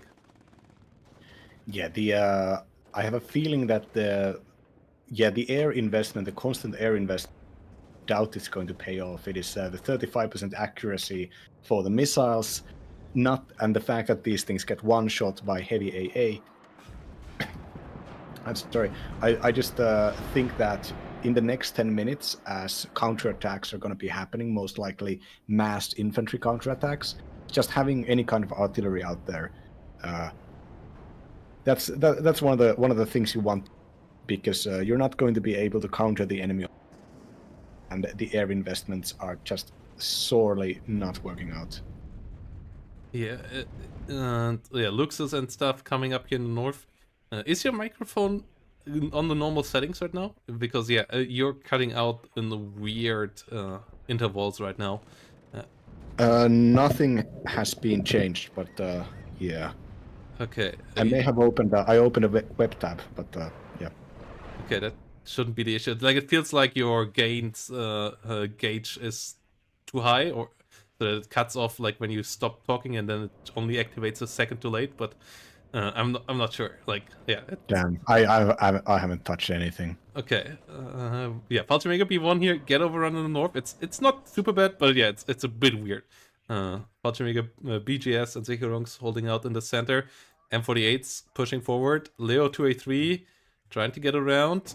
Ooh, M48's, yeah, only getting a shot off now and not getting the kill with that. The BGS have a great AT weapon, actually. The Plindicide, it has 18 penetration, the Plindicide 100mm, but it's not in range, and that's currently the problem. If it could get into range against the Leo, that might even be able to find a kill, but we have a +2 now for the red side.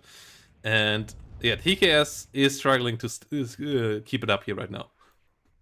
Yeah, I have a feeling that there is just Kamahl just has no units here to attack, and the AT planes, even if these AT planes both managed to kill Leopard 2s in their first runs, managing nothing, by the way, for the record, there's just there are no units to attack. The infantry cannot contest the Martyrs. The tanks can't move far enough to kill the Martyrs. The aircraft are not getting anything done here. I feel the constant investment into the M48s is just not a good one. But of course, there are no good investments for TKS when you want to attack. Yeah, the F-104s getting 2 Martyrs. The Tornado gets shut down in trade for one on the F-104s. So there are still okay trades here on the battlefield for Kamahl, but Kamahl needs more than that. The P4 Milan here now, trying to get the Leo 1A1. Missile actually might find the target. Nope, it misses slightly. And yeah, as you said, there is just no good aggressive units here. The BO-105 on the sideline here, still scouting out. F-104s keep coming around. I'm surprised we didn't see an Nighthawk investment yet. There we see it. Finally, the Nighthawk comes around, and that one can end all of this quite quickly. F-104 finds the Leo 1A1 leader in the north, but eats a lot of damage there. Leo 2A3 in the south doesn't get killed. The Nighthawk a bit too deep in the forest, but gets a missile out now, and immediately gets the first kill there. F-104s only have 10% ECM, only have 8 hit points, so they get one shot killed, and that's the moment where this all becomes critical. No artillery piece yet around, and even if we get an artillery piece, that's most likely where the BO-105 will activate again as the trap card in the rear and just go for the kill there. Yeah, the even forward flying the helicopter here for Kamahl, I mean, it's pretty daring, but any recon around is going to be able to spot that thing. So, and just the existence of enemy artillery, or the potential existence of enemy artillery, single salvo there, and that's a 2,000 point of supply gun. It kind of speaks on how little aggro capacity there is, that even with these low tanks, the single moment they are so slow that even the supply has to get really close. Yeah, F-104 here, trying to come in again, but the infantry just gets grinded away by the superior fire support on the other side. Finally, the M110 comes in, but yeah, immediately starts firing. Is it going for the Nighthawk? It is going for the Northern Nighthawk. It's not accurate there, but tries to find a kill. F-104 gets sniped by the Southern Nighthawk. That's what's so terrible about the map. 2 Nighthawks and the whole front line is covered, and you even get your planes shut down when they loiter in the rear. And yeah, that means even if the Nighthawks now get sniped, you still don't have the units to kill the enemy with, because those F-104s are pretty key here for this strategy. And yeah, the first hit here by the M110 is pretty good, but there is just not enough on the front line. Yeah, the Jaeger Panzerfaust getting bought to go up north, but up north, if the tanks manage to, if the mech fire support actually starts getting good engagements, which is exactly what is happening right now with Leopard 1A5 and 1A1 and Marder just getting basically unpunished by the reservist pattern. The no amount of infantry out there is going to change that. There needs to be a this situation in the game would require a unit that can actually increase your tempo, and TKS as reserve divisions generally just don't have those things. TKS is a great division. You want to play 10v10 and you get the chance to do an air and a heli attack and a special forces attack, and then you can sit back and play with your artillery and prepare your defense lines for the rest of the game. And so it is great for the discerning 10v10 consumer, but in 1v1 its weaknesses just don't lie. Like something like the Polish Rozpecjalny Honker Rus, like the 120 kph cars, the even something like I mean, they do have an LGB bomber, but the LGB bombers are not as relevant and overpowering as they used to be. Not even a stealth bomber that Berlin Command gets. Nothing there to actually kind of punch the enemy and allow your units to start moving into good engagements. And now I think we will see that the second Panzer Grenadier will just keep on choosing its engagements and keep on trading better. Yeah, and as I said, like on the last map, we saw why TKS can work on those more special maps, those maps that have a couple more weird areas for engagements, where you can pick off the enemy tanks, maybe in a bad overextension. But even an overextension is hard to do on this map because you just have such a clear-cut front line. So the easier division here on this map is also way easier to play on this map on top of that, and that is a big problem. Like, I don't think Iwon is microing better than his opponent here in this one. I don't think Kamahl is microing worse than but if you pick this matchup, you're just handicapping yourself on this map. Like, yeah, you say it's TKS has weaknesses. Yes, absolutely, but they also can win on maps where those weaknesses don't matter quite as much. But on this map, your main battle tanks matter a lot. Your IFVs matter a lot. You don't have any IFVs as TKS, and your main battle tank is 40 years too old to actually matter. So it's a tough one. Yeah, but like try out TKS on Chemical. Try to check out what the AMX10 gameplay, AMX10 RC gameplay feels like on the map with the most amount of space and most amount of entry points to go around. Like that's a place where the asymmetrical nature can actually start shining. Right now, I think Iwon kind of learned from the earlier games and the overextension, and has been the tanks have been microed individually, not as groups, which is of course the way you do it in Second Panzer Grenadier. And the recon infantry is way more prominent everywhere where there's going to be attacks. Yeah, IHawk gets an next one F-104. M110 did get killed here in the rear. The helicopter did get it. Oh no, it moved forward. Sorry, my mistake. The helicopter got shut down itself. It moved closer to the front line. Yeah, that's the right way to do it. But the other side has an M110 now as well, and that means that the situation here is not improving in that regard either. You're not going to win by just grinding the enemy down with artillery. F-104 trying to do it again here is risking it all against the IHawk. IHawk at least is stationary, so the M110 most likely going to kill it, but the F-104 barely survives here. IHawk not finding the kill there. M110 now getting the salvo out and gets the kill. But second IHawk still around, one, most likely, yeah, another one already on the battlefield here. And it's a +2 that is closely getting towards getting the point equal here. Only 4 minutes more to go here. And Kamahl needs to get that to stop. So needs to get something done in the next 3 minutes. And that is not going to be easy here.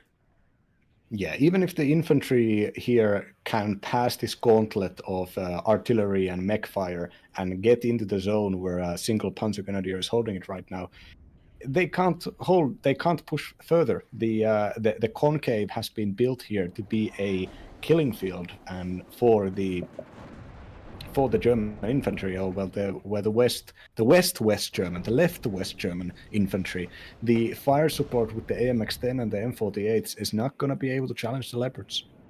Yeah, the AT. Oh, it tried to get for the Eyehawk there? Or what? Wait, how did that missile get so close to the Eyehawk? I don't think it can target it with the ATGMs, but I yeah. think they can, maybe. Yeah, I'm not sure. I think that the missile just went astray and nearly hit the Eyehawk. That would have been the most amazing seed moment in the game if the ATGM goes astray and just takes out the enemy Eyehawk, but that didn't happen. The Iltis did push through in the north, but there is a Leo 2A3 now, and a Leo 2A3 leader, and there is nothing that can kill that right now. Another Starfighter coming around, like, those finally need to get a hit eventually here, but the M48s need to smoke off. It gets the Leo 2A3 leader, but all the M48s get smacked into pieces before after that. So the Iltis at least stops the tick for now. Starfighter comes around, takes the second Leo 2A3 out as well. The Leo 2A3 in the south falls as well. Is there hope on the horizon after all? Are the F-104s actually doing it here right now? The F-104s getting 2 in a row, insane. Actually possibly changing the moment here, especially with the artillery punishing the Eyehawk. Yeah, Eyehawk number 2 is down. Eyehawk number 3 is out. The amount of time that these have been left without ammunition here, though, is pretty brutal. Like, those should have been firing in these engagements right now as well. Then the Starfighter most likely would have been taken out. That didn't happen, though. P4 Milan here might find a martyr. Yes.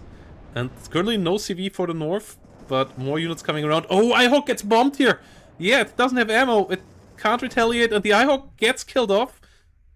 Ooh, Starfighter in the south barely escapes. There's still a lot of Gepards, so if they move in cohesion, they can still get a Sky Shield up as well. But they can at least get hit by ATGMs, and this might be the way here to doing it. Just constantly bombard the enemy in the north, but the M48 price paid for it was pretty high as well. More M48s coming in. You can print quite a couple of them. A couple of Jaegers coming in as well. The tick has been stopped for now, but Red is taking control over the northern zone again. Just needs to get the Leo 1A1 CV up there. Sultan CV coming up as well. And then that tick might come up again here. Ooh, F-104 turns into the Gepards. That's that F-104. That's a bit brutal. Mirage is actually going for strafing runs here. Running into Gepard fire as well. Are they fighting? Oh, the F-16 in the rear. That one was likely gonna get killed. Yes, it goes down. As another F-104 AT comes around. Doesn't find anything. Gets pushed into the other Gepards in the south. And they aim up and they fire. And that's another F-104. You can't let those kill your guys now. Oh, no. It all went so well, and now it's going badly again. Yeah, I think Iwontheinternet kind of looking at all the reinforcements, everything is going up north, and I think recognizing that it is possible with a standard second Panzergrenadier component, late game component, it is completely possible to hold the north. And the air attacks here, as cool as they are, and as much as there is trying, they are not good enough to break through the wall. Second Panzergrenadier has really good gun AA and also really good Eyehawks, and even behind that, it has good fighters as well. The time will lose TKS this, even if the French, I'm not joking, joystick guided AT missiles in the planes, the 35% accuracy ones, even if those get kills once in a while, that's the number difference is still heavily for the Reds. Yeah, P4s and M48s here trying to get the damage in. Leo 185 gets smacked in the north. That's a nice one. MR10 tries to get some more damage in here. Tries to at least get a foothold back into that northern town. But the CV is close. The CV soon can move in there again and start to take. The south is still threatened as well. More M48s coming up. And the Martyrs engaging here against the M48s, getting some damage in there. M110 gets the P4 out of there. More Martyrs coming along. Another Panzermörser coming up. And yeah, Gepard's wall in the south makes that immune to the fighters. And the northern M48 push, they are decent fire support. They are not there to brawl. Like the thing about the M48 is it is a tank. It is an absolute trash tank, but it is a tank, and it only costs you 70 or 65 points. Like, that's the magic about the M48. Everything else about it is terrible, but it is a tank, and it's dirt cheap. But yeah, it can't keep up in tank versus tank engagements. It is there to give fire support against APCs, against infantry, and maybe get a side shot from time to time. But if you have to find Leo 1s and Leo 2s especially with them frontally, you're gonna start to struggle. Yeah, it's pretty difficult with a 40 kph vehicle to move into side shot positions or even into close positions. And with the reservist trait and zero vet getting locked in, a single hit puts these units into low cohesion, lowering their accuracy and reload time and movement speed and everything. So they, as long as something is firing at the M48, it's probably not going to perform that well. It is a paradoxical unit for the TKS because it's really good if you're winning. If you're already your infantry attack is going through, it's really nice to have the M48s as a cheap mech component for that existing attack. But TKS, I mean, is not playing like that. And even then, you know, of course, being 40 kph is not the best vehicle to support infantry either, because it can't really run away from the ATGMs that are going to fire at you if you're in infantry fights. Yeah, the F-104 trying to help out the infantry, but the infantry just gets smacked into pieces there. Enemy M110 here out of ammo. M48 numbers just keep on coming. I'm pretty interested to see where the M48 goes with the reservist rework. That should give them a decent buff in rate of fire and aim time, and mean that they are actually a good bit more capable. But for now, they are really not that great of a fighting vehicle at all. And yeah, they try to come in here with the numbers. In general, after the reservist rework, I feel like TKS will be quite a powerhouse. Heimatjäger profiting massively from it, most likely as well. But for now, it is... yeah, it's not the best brawler division. It never will be. And again, it is up against one of the best at that. Like the second Panzergrenadier, it has the early game advantage and it has the brawler capabilities in the late game. Not quite top end there, but better than 80% of the divisions out there. And that combined with the early deployment is such a strong thing and really makes the second Panzergrenadier one of the top meta divisions right now. Yeah, it's also pretty straightforward to learn after somebody tells you to not rely on the forward deployment component, and that you need to do combined arms, but also that the combined arms is some of the best and like most versatile in the game. I think after having that information, most people can get competitive enough with second Panzergrenadier. It's for the longest time, it has been one of the main divisions we recommend for beginners in the game. The traditional advice was 8th US for expensive stuff, 39th for like bog standard, and 2nd Panzergrenadier for a more aggro playstyle. But now that the aggro meta, as combined with the IFV meta, have been ruling the competitive scene for some time now, the infantry fighting vehicle combo with the aggro potential, with all of the top tier support like the RT and the AA and the Leopard 2s. You know, 2nd Panzergrenadier is just, it is the division of the moment. Back in the day, 82nd used to be the division of the moment. And even if 56th and a lot of divisions may arguably even more powerful, I think this is like the flagship division of the game right now.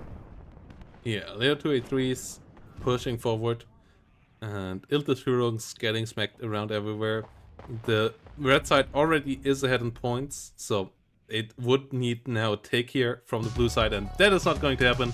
Kamahl realizes that as well, and yeah, we have a 2-1 lead here now for Iwontheinternet.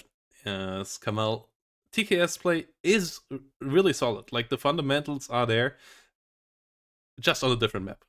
Like, if we see chemicals or something like that in game number 3 and game number 4 coming up, I want to see Kamahl and TKS again, because I think there is something there. But yeah, you can't just take on one of the stock meta diffs with a player like Iwon that can play those and expect to win with TKS in those matchups. You need something different for those matchups. And yeah, Iwon just a bit too stable there. The F104 play was cute and did a good amount of work there in the for a while, but it's too easy to shut down on that map where the enemy doesn't have to spread out. Yeah. Can I just spend a couple of seconds explaining the why it's hilarious? The F104 is historically hilarious. First of all, it was like a high altitude interceptor that the West Germans were using as a ground attack aircraft, leading into a massive amount of pilot deaths. So originally, that is not the purpose the plane is supposed to do. And second of all, the AT missile that they have is one of the French first generation M-class AT weapons, which basically meant that the gunner was going to look through a camera after firing the missile. The missile was going to shoot flares, and the gunner in the high altitude interceptor was going to use a little 1970s 1960s joystick to fit the missile so that the flares would go to the right places in his sensor. That is the thing that is getting fired. I think 35% accuracy in game is generous for that weapon. Yeah, and yeah, I'm still looking forward to maybe see them again in game number 4. Quick break, guys, and then we see if Kamahl can bring it back or if Iwon can finish off with the match ball. And that brings us, everybody, to game number 4. And Iwontheinternet now on match ball, as we are on airport. So this is a bit of a different map where you can do some sneaky stuff, where you can do some rushes, because it is a bit wider. But instead of playing a funky division again, Kamahl is going for a standard division this time around. And we have 5th Panzer for Iwon versus Kamahl with 27th Guards. And that is an interesting matchup, because it's basically both classic standard division, but one has the IFV advantage, whilst the other one has the tank advantage. Yeah, 27th is really old school. It used to be the most, absolutely, unquestionably, the most played packed division. And nowadays, 79th has been gaining strength and popularity with the kind of more wacky alternatives. Your 20th Panchernas with their aggro, and with your 25th with their BMP2 massing, and the high-tech 27th has been going behind the waysides. But if we check what is popular and powerful in this meta, does it have a lot of good ATGMs that are difficult to enemy to spot? Absolutely. Conquerors M, best packed missiles. Does it have strong infantry fighting vehicles so that it can win infantry fights? Basically, yes, it has. It has the 100-point BMP3s, as well as some upgraded BMP2 variants, not to mention the Rasvedka BMP2s. And does it have ground surveillance radars? Yes, it does. It has the BRMs and the Spetsrasvedkas. And the T-80BVs, even though they will be less aggressive, can compete against the Leopard 2s, especially its missiles can penetrate the Leopard 2 A3 variants by 3 points, and its autocannons also can give them a little bit of an advantage in a stationary fight. But if it comes to moving, maneuvering, getting side shots, the German tanks are the Leopard 2s are in complete advantage over there. And stationary is probably what we're going to be getting, considering the fact that with all of these expensive units in the opener, there's not going to be that many units for 27th right now. And wait, no, hold on. I just look at the West German deployments here. A bunch of Lukes, a lot of recon, including the Special Forces GSRs, fair spares, and yeah, no Leopard 2s, only ones. And this choosing the 1A, 1A ones with the low range and low armor, paired up with this massive amount of recon, hell yeah, this is a tank aggro opener. And if I may say so myself, I think everybody who survived through the era of 27th Supremacy remembers the fact that you can't give it any time. It is like second UK in that its opener is so expensive and consists of such good units that you immediately need to start engaging those things. You cannot allow them to gain any fat around the waist. You can't give them any extra. Can't give them the opportunity to plug the hole, so to speak. Yeah, and we have a decent amount of BMP2s here for the opener, but they will need to get into the right spots to be able to deal with this. Like, the BMPs can win against the Luxus. They can keep the Leo ones at bay if they know where they are coming from. But if the Leo ones can push through and can get into the nasty spots, then cleaning this self up will be tough. And the question is, how much of the north can Kamahl secure? And most likely not all that much either. Like, there are a couple of units going there, sure, and maybe a bit more than for the other side, but with the Fernspeer and the Aufklärer and its filling and a Milan 2, like, there is enough defensive force that I think can hold out in the north. So if they can win the south, this could become pretty annoying for Kamahl. Yeah, the 3 Luxes is 180 points, and it's 3 recon units with very good optics and autocannons, etc. You compare that to a single BMP3 coming with a Motostrelki RPG-27, which is 140 points. Basically, almost for the price of the BMP3 unit, you can just do this recon rush you can do a recon rush with Luxus.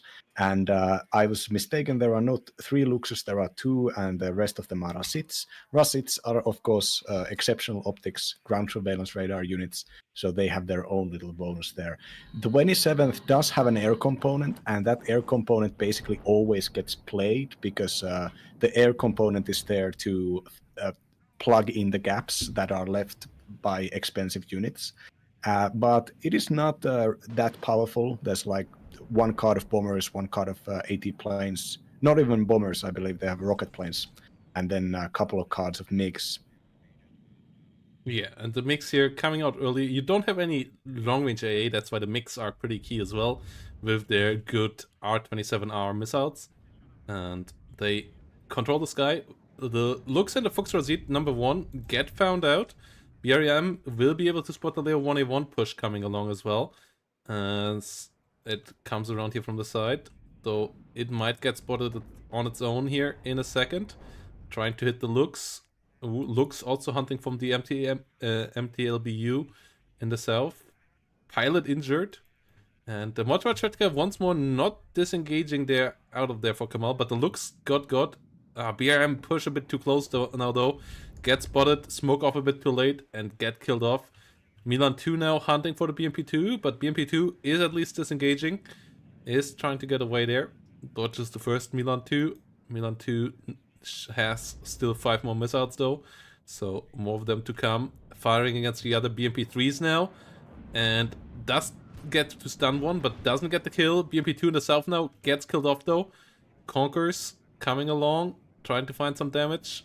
T8M here now coming around, and that one is interesting. It has a lot of missiles. It has 16 Vickers missiles, so if it can stay along, and there's currently no AA to stop that, it can hold off the enemy indefinitely until it runs out of fuel. Yeah, I believe it fires 2 of those Vickers missiles at the same time. Yes. And it used to be mega expensive, but it's been getting cheaper and cheaper and cheaper, and still very rarely gets paid for the reason we just saw. It goes down there. Thor, can it find the kill on return? No, it can't. Oh, the F4F getting out alive. That is unfortunate there with the MiG-29. Yeah, the T8M, I think, should have taken the head-on engagement. It has decent air-to-air missiles as well with the R-73s, and it has the good gun. So it running away there, maybe the mistake there. But yeah, that's going to be annoying now. One BMP3 went down in the center. It got rid of the Milan, but the southern push here with the layer ones is still going on. And the north, Iwon still having a decent hold there. Lost the Aufklärer, and the Saperis, the Lamia 30mm and the Saperi RPO are pushing forward. BTR even might get the kill into the Milan 2. It does get the trade there. That's a great trade for BTR. Killing off the Milan 2 there. But the situation in the south is where it's going really well for Iwon right now. Yeah, meanwhile, the Pioneer Carl Gustav has been moving forwards, and the Carl Gustav, very powerful AT weapon against everything except the heaviest of tanks. Pioneers, strong units too. They can challenge a Motostrelki unit 1v1. So they've been moving forwards and taking ground, securing the fact that there is nothing on those buildings. Now, if you check the line of sight of the Conqueror's M's, you can see that it is actually possible to completely sidestep them, which is exactly what Iwontheinternet is doing. The Lux managed to push through this area earlier, and just the visibility of everything here with the Fernspare, seeing the units in the middle here, the repeated buying of airplanes, and the attack up north, I think Iwontheinternet can do pretty good calls that this is probably just empty, and is now attacking the Conqueror's M position from the best possible sightline for him, and not the longest sightline for the Conqueror's M. Now, unfortunately, missing the micro here and losing one of the Leopards. But with the Leopard 2A4C here in the position, as well as a command tank and a suitable bunch of recon all around the place, this is the place to beat. This is the area where there's most maneuverability and most ability to exploit superior recon. Yeah, BMP3 is coming around as well. We see the Fernspeer in the middle, still holding a nice spot. Leo 2A4C is around there. And Rolands now start to get online here. Yeah, the T8M kill, that was a really nice one. That one would have been a big threat for all these tanks in the south. But it is down now, and the BMP3s, they are great defensive weapons. They are great at infantry support. They are not great at pushing into enemy armor. And that is an issue, because you have the T80BVs, but they can't keep up with Leo 2A4Cs. Like, in that engagement, they are just getting outclassed massively, so you need to find a different way to deal with those. SU-17 tries to do it, but Roland immediately hit it. Oh! If it would have gotten the kill on the way out there, that would have been big, but it instead gets sniped by the Roland, and that is a big thing as well. Just the other way around, though, as that means the second AT plane down now, and the Leos are living a way safer life now. Yeah, and the MiG-29 not being called out, so the Roland can finish its very long reload time and fire a second salvo before Kamahl realizes to pull away. Now, the BMP-3s are deploying in a reasonably safe corner. The Fernspeers in the north, Kamahl a bit overeager, would have been able to get into the rear zone with the MTLB leader, but pushed with the CV in front of the recon vehicles and got killed off by the law there. Otherwise, they could have gotten onto a +4 right now. That would have been massive. That must have been absolutely insane, but they were a bit too fast there, and instead, they now push into the north, but defensive units already on the way, and they won't get that zone anytime soon, as they don't have a CV.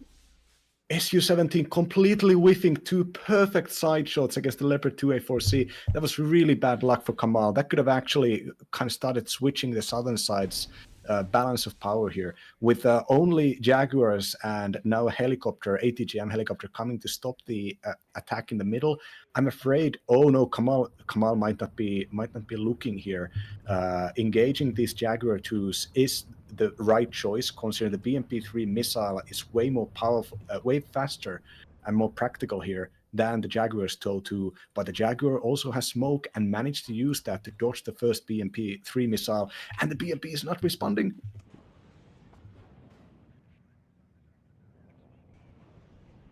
Meanwhile, the fight against the BMP-3s and Marders, Marder 1A2 going easily down is half the price of a BMP-3. but which basically means that the BMP-3s, the infantry fighting vehicle, cannot afford to be too expensive, frankly, because you're going to be sending them into duties where they can be targeted by anti-tank weaponry, and anti-tank weaponry does kill IFVs reliably. And that is why the BMP-3 is such a passive frontline princess, so to speak, but its firepower is basically second to none, and its ability to challenge the 9M117 missile, every unit that has it can basically fight and win against every other unit that has an ATGM that is not that ATGM. That is its major strength. And but unfortunately, that limited mobility here does allow Iwontheinternet to plan out these engagements. And with the first pair up in front, vision is pretty decent. Yeah, and the Leo 2A4 is now getting involved here. First BMP3 gets killed off, is forced back. Su-17AT coming around for the Jaguars in the north. And might be able to get the kill there this time around. Yes, it does. MiG-29 trying to kill off the F4F. Su-17 flying straight over the Rolands. The Roland might just be able to get the reload just in time. Oh, it's close. No, it doesn't. And the F4F goes down as well. So Jaguar and F4F killed. That's a big win. BTR in the center might also get the capture there. Will get this whole thing to a +4 situation here. That's pretty big. BMP2's pushing into a Jaguar. That's not all that pleasant. They only have good optics. They're not a fully dedicated piece. So the Jaguar gets 2 missiles off there and kills another one of them. Can the BMP2 at least find a kill against it? No good smoke there in return. BTR 80 needs to smoke off in the middle, but it gets the full capture. Iltis Führung's trying to come around from the flank again, but at least a good couple more ticks here for Kamahl here for the next minute or so until the Iltis Führung can come around again. Yeah, Kamahl also has even on the western corner of the map, there are 2 GSR recon units that are trying to secure, find a front line against Bravo. And if the BRM pushes just the correct angle, I think it can duel and kill the Lux pretty easily with its gun in most situations. Now, there is a Leopard 1 that could completely end this BRM, but that Leopard 1 could be out of position. Yeah, more BMP3s coming around. The BMP3s in the middle get pushed back a bit, but they can help out against the infantry with their long-range gun. Though 2 Leo 2A4s there, still around. The Fenchbear not taking all that much damage from the Nonna, as the Nonna is not accurate there. No recon units around there for the red side means no accurate shot. And yeah, Kamahl got another 140 points out of the capture of the rear zone, but it's recaptured now. BTR and BMP2 had to disengage, and this engagement in the south now is where it's at right now. BMP3 tries to find some line of sights here again to try to maybe get some missiles in. More BMP3s coming along, a lot of them on the battlefield, even 2 more coming from the rear. I'm surprised that it's all BMP3s, that we don't see more BMP2 AGs. That's something that we see a lot of currently with other 27th player, and that means that your infantry is not quite that expensive. But yeah, it's all the best here in this one. Oh, see, the very rarely seen MiG-27 HE bomber, the slow and kind of vulnerable plane going down there and dropping HE, managing to wound but not kill the Leopard 1A1A1. That is the one that was standing on the way of the BRM incursion into Bravo. And now with 2 BMP3s out there and the main tank of the line has been stunned, maybe it is time. Oh no, the Carl Gustav managing a shot against the BMP3, taking it out of the fight right now. 2 ATGMs are coming right at the last moment, basically, to significantly increase. Like now with the Milan 2s, the amount of points need to be that you need to invest to get into Bravo is like 4 times than it was before. And while the Pioneers do the dying and Martyrs do the fighting, Leopard 2A4s have gotten themselves a nice leadership buffed area under protection of the Roland 3. The line of sight protection given by these forests is the greatest weapon against the BMP3s. because it forces the BMP3s to move in and make themselves vulnerable. If they move into the Fernspur range, a single Leopard 2 can quickly move in and get a shot and leave, do that all fast and accurately, and that is the counter against the BMP3s. That is why I'm also wondering why there has not been a single T80, considering that this is not a defensive but an offensive fight. So just having the extra armor there to facilitate those ATGMs could be nice. Yeah, but as the T80BV is just not an efficient tank against the Leo 2A4, so I kind of get why they avoid them and maybe try to take the advantage. They have the point at lead, so it's still the blue side that has to push into them. As BMP3s are around the battlefield, but the BMP3s in the north, there they could really play out their long ranges. There they really could help out against the Jaguars, which they outrange as well. But they're not doing that right now. Ooh, Alouette going way too deep there. That's something that I always say you shouldn't do. Roland's actually missing pretty heavily here. So this might actually work out. Wow. This MiG-29 surviving against 3 Roland 3s is absolutely surreal. With a T8. T8 comes in. Missing both missiles and getting the kill, but getting traded away. Oh no, that was the last T8, I believe. You only got 2 of those. And yeah, here we go. Nonna pushing forward as units move around. I'm not quite sure what is happening. Yeah, the bitrate is tanking, but yeah, your connection is going down apparently. Yeah, I think that is the Twitch. I can see you on YouTube. Yeah, I think it's the Twitch right now that is problem. Because it's 45 seconds behind the Twitch. Yeah, it's weird. I have no idea why. I think it's the Twitch that is unstable right now. It's not my internet.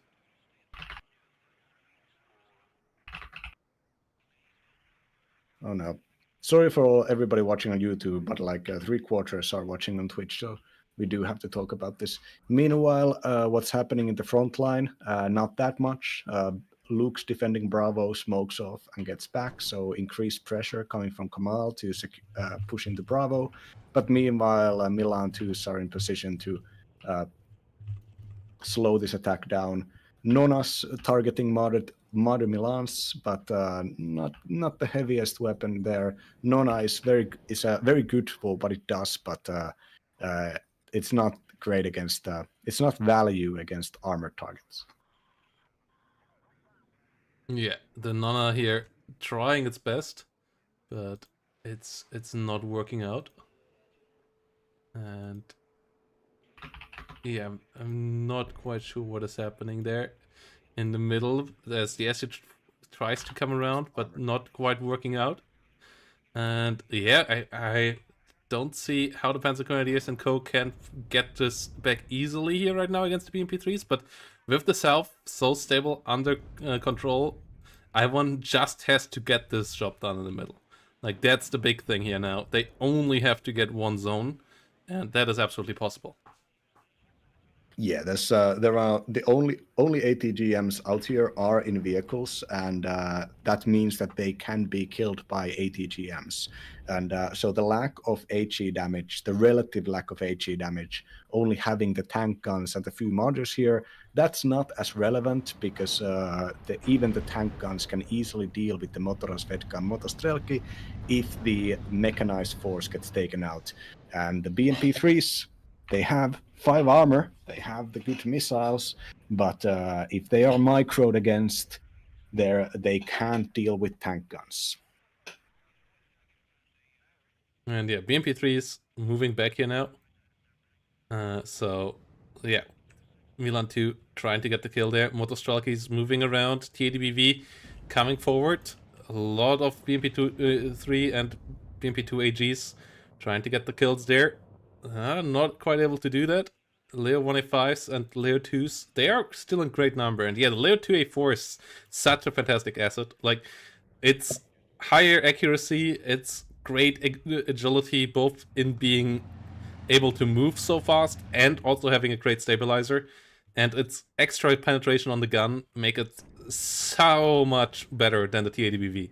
It's pretty crazy on how hard it wins those duels.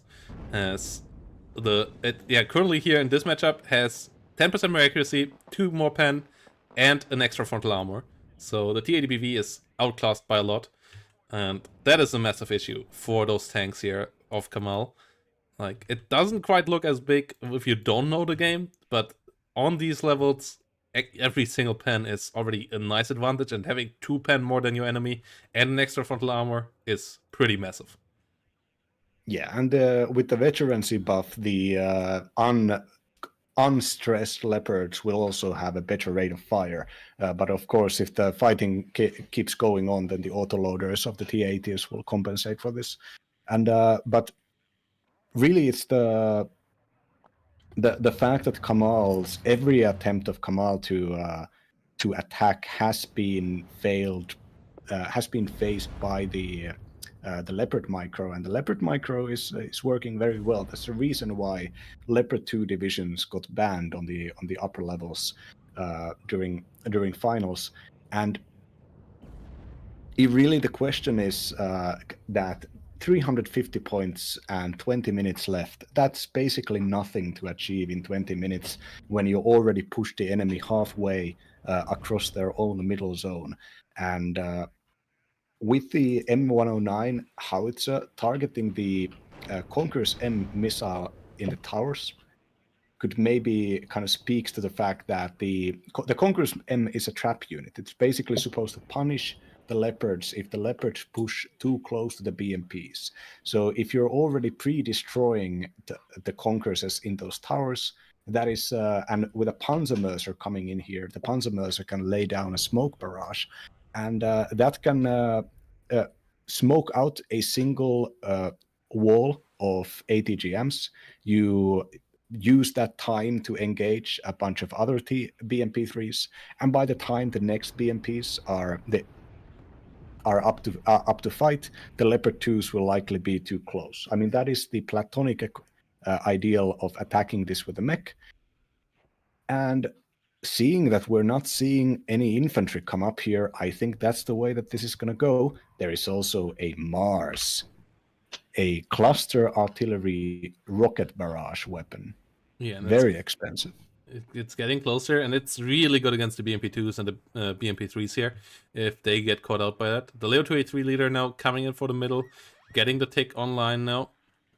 And yeah, the BMP3s and BMP2s, they kind of want to shark around here still for trying to get those ATGM killed, but they don't have enough recon here right now. There are none of the Spetsnaz directly in the center or the south, so the information for the BMP3s to try anything more aggressive, to shoot their fast-flying long-range ATGMs, is not there. And that is an issue, and the snowball of the Leo 2 ball is getting bigger and bigger. And once that ball gets too big, you are in a lot of trouble. And yeah, even a +1 at this stage would still be good enough for Iwon, so Kamahl needs to do something about that. Either maybe push in the north again, try to hunt down the Jaguars and move with BMPs and just saturate the whole field with ATGMs, or get around somewhere in the middle. The MiG-27 coming in again, that's ballsy when you know that the enemy has 3 Rolands, and yeah, the bombs coming in, but good dodge there from Iwon immediately. Moving out there. Oh, moving back in there, but not taking all that much damage. The MiG-29 bombs not really on target. And Leo 283 leader sticks in there in the smoke.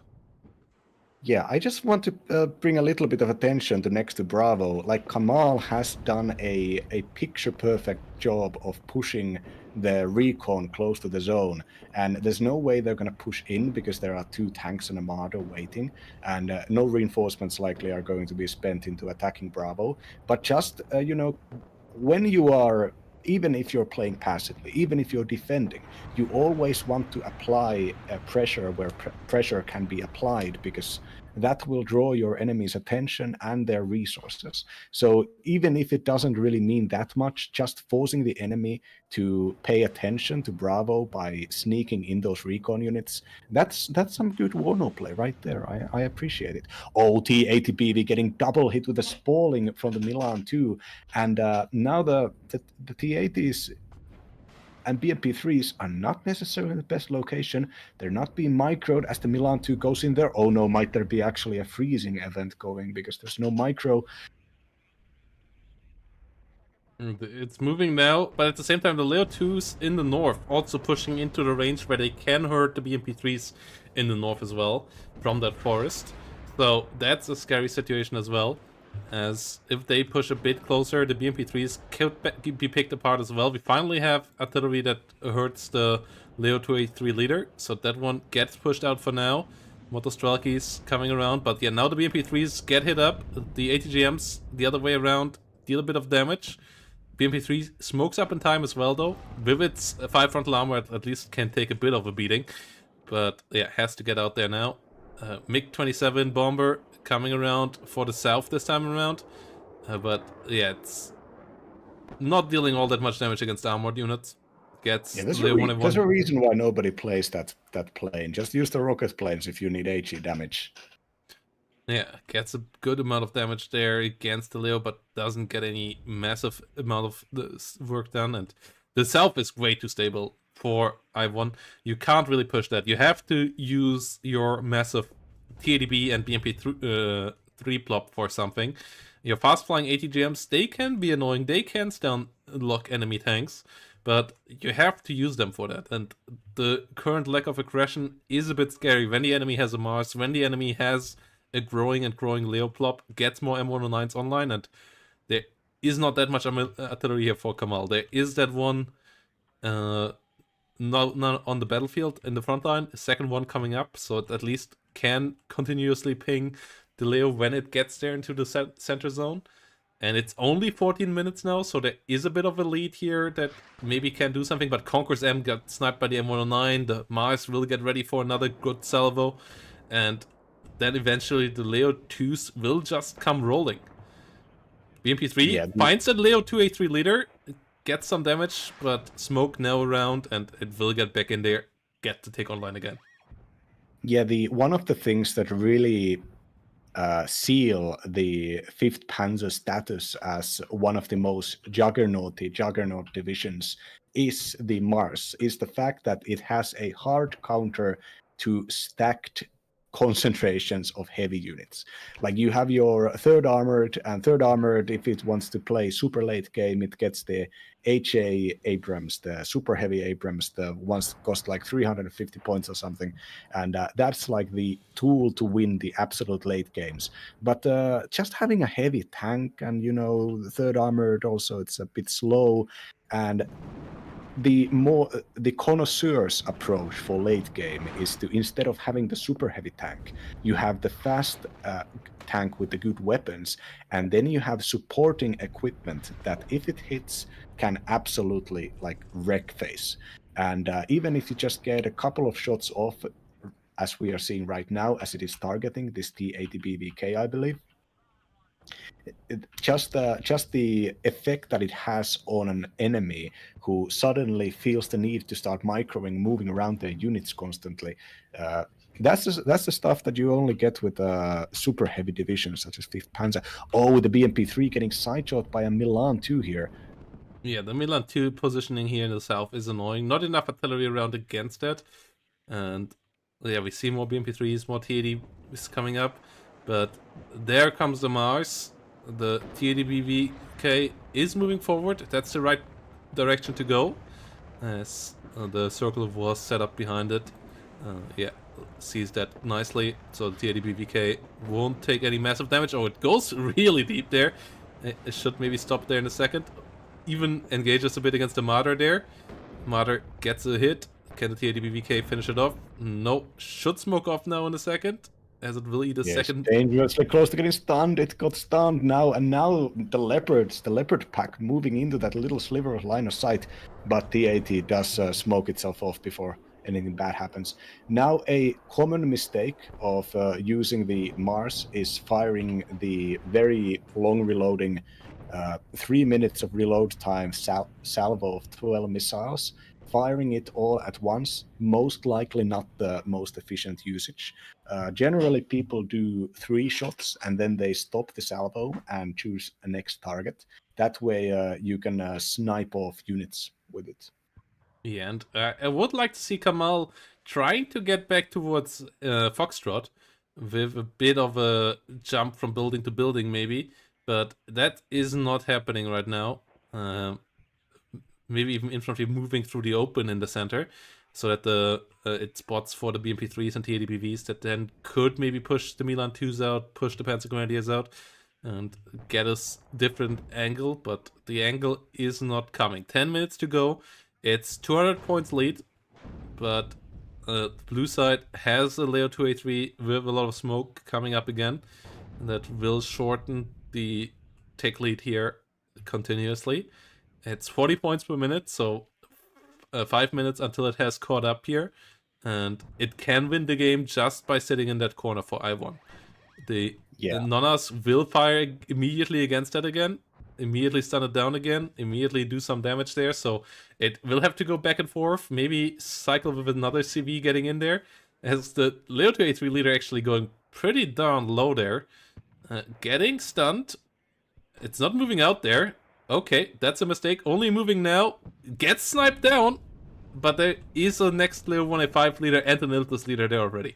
So, yeah, that kill is annoying, but it's not the end of the world. And there's currently no position in the south where our player in red could do something similar. They could maybe do it in the center. Oh no, Iltis Führung's doing it in the north as well, as the northern zone never got fully under control. So that's another way to speed up the tick here. Blue side is doing the job.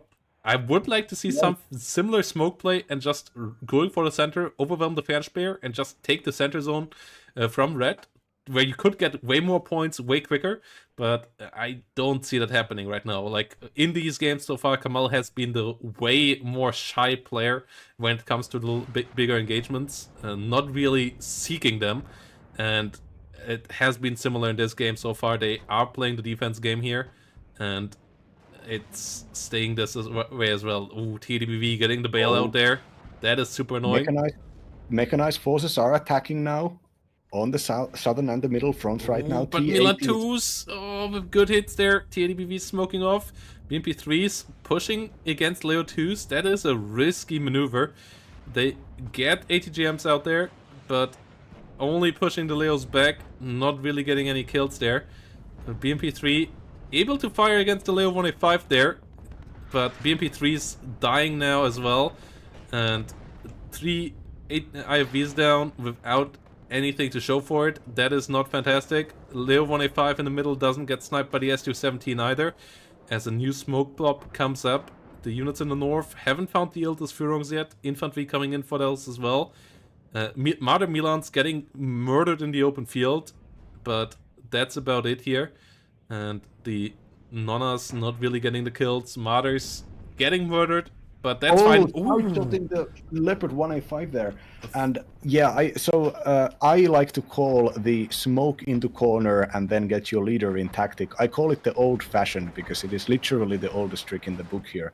But this is now competing old-fashions happening 3 at the same time, with the middle one getting stopped with the Kamahl trying to move and attack the flank of this mech force, but even with the behind the smoke, the Milan 2s are still getting shots off, and the Leopards and Jaguars on defense are in such a great position. They will be able to attack the side armor of this T-80s, targeting this command tank down pretty soon, I think. Oh no, first T-80, yeah, that's a bit of an overextension, as Kamahl tries to get into that area.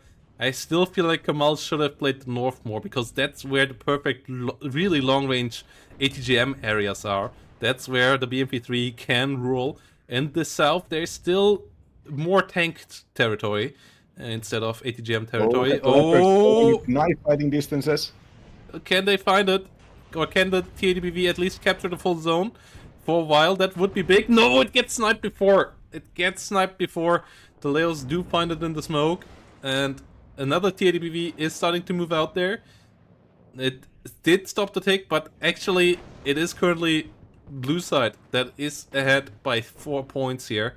So it's red side now that needs to get some points here. 6 minutes remaining, and I think the only way to do that is with an alpha push, but I don't see that happening right now. I don't see that happening anymore, as the units are pretty exhausted as well. A couple too many units died here. Leo 283s and TADBVs did trade it one more time, but there is more Leos here on the battlefield. There is that big flank in the north, and the BMP3s and BMP2 numbers may be a bit too low by now. Yeah, the northern flank is getting. I love this double smoke barrage with the other smoke there, preventing the vision from the standard positions to target the reinforcement road. So as long as the smoke barrage goes up, units can just go and reinforce freely, no matter how the BMP3s or whatever's position themselves. And if the BMP3s start to push into new positions, there is a Jaguar there waiting and a Fernspare to spot all of this. Yeah, and we just saw the whole south collapse. Like, the TADBVs and BMP3s just all died there. There's only one TADBV leader and a Conqueror's M and a BMP2 against 3 Leo, 4 Leo 2s, and more Jaguars coming in as well. So those numbers not looking good for red side at all. Pulmachigis here actually getting a bit of AT on target, nearly killing off a Leo, but the situation there is still pretty fragile, and blue is still the one on the +1 right now.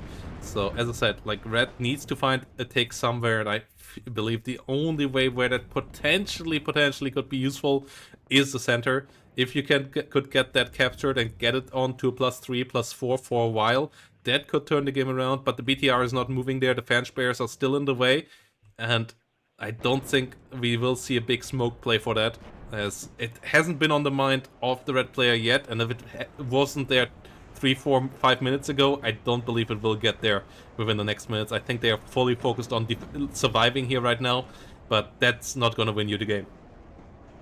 Yeah, I mean, ATGM heavy defensive play is always good unless it engenders passivity.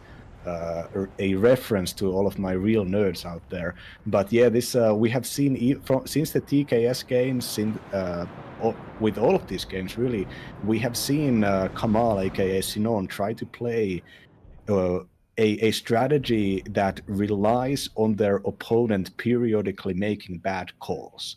And as the series has progressed, I think Iwontheinternet has kind of gotten woke to that and realized that they just need to be paying more attention. And if you pay enough attention against the tactic that demands mistakes of you, you can.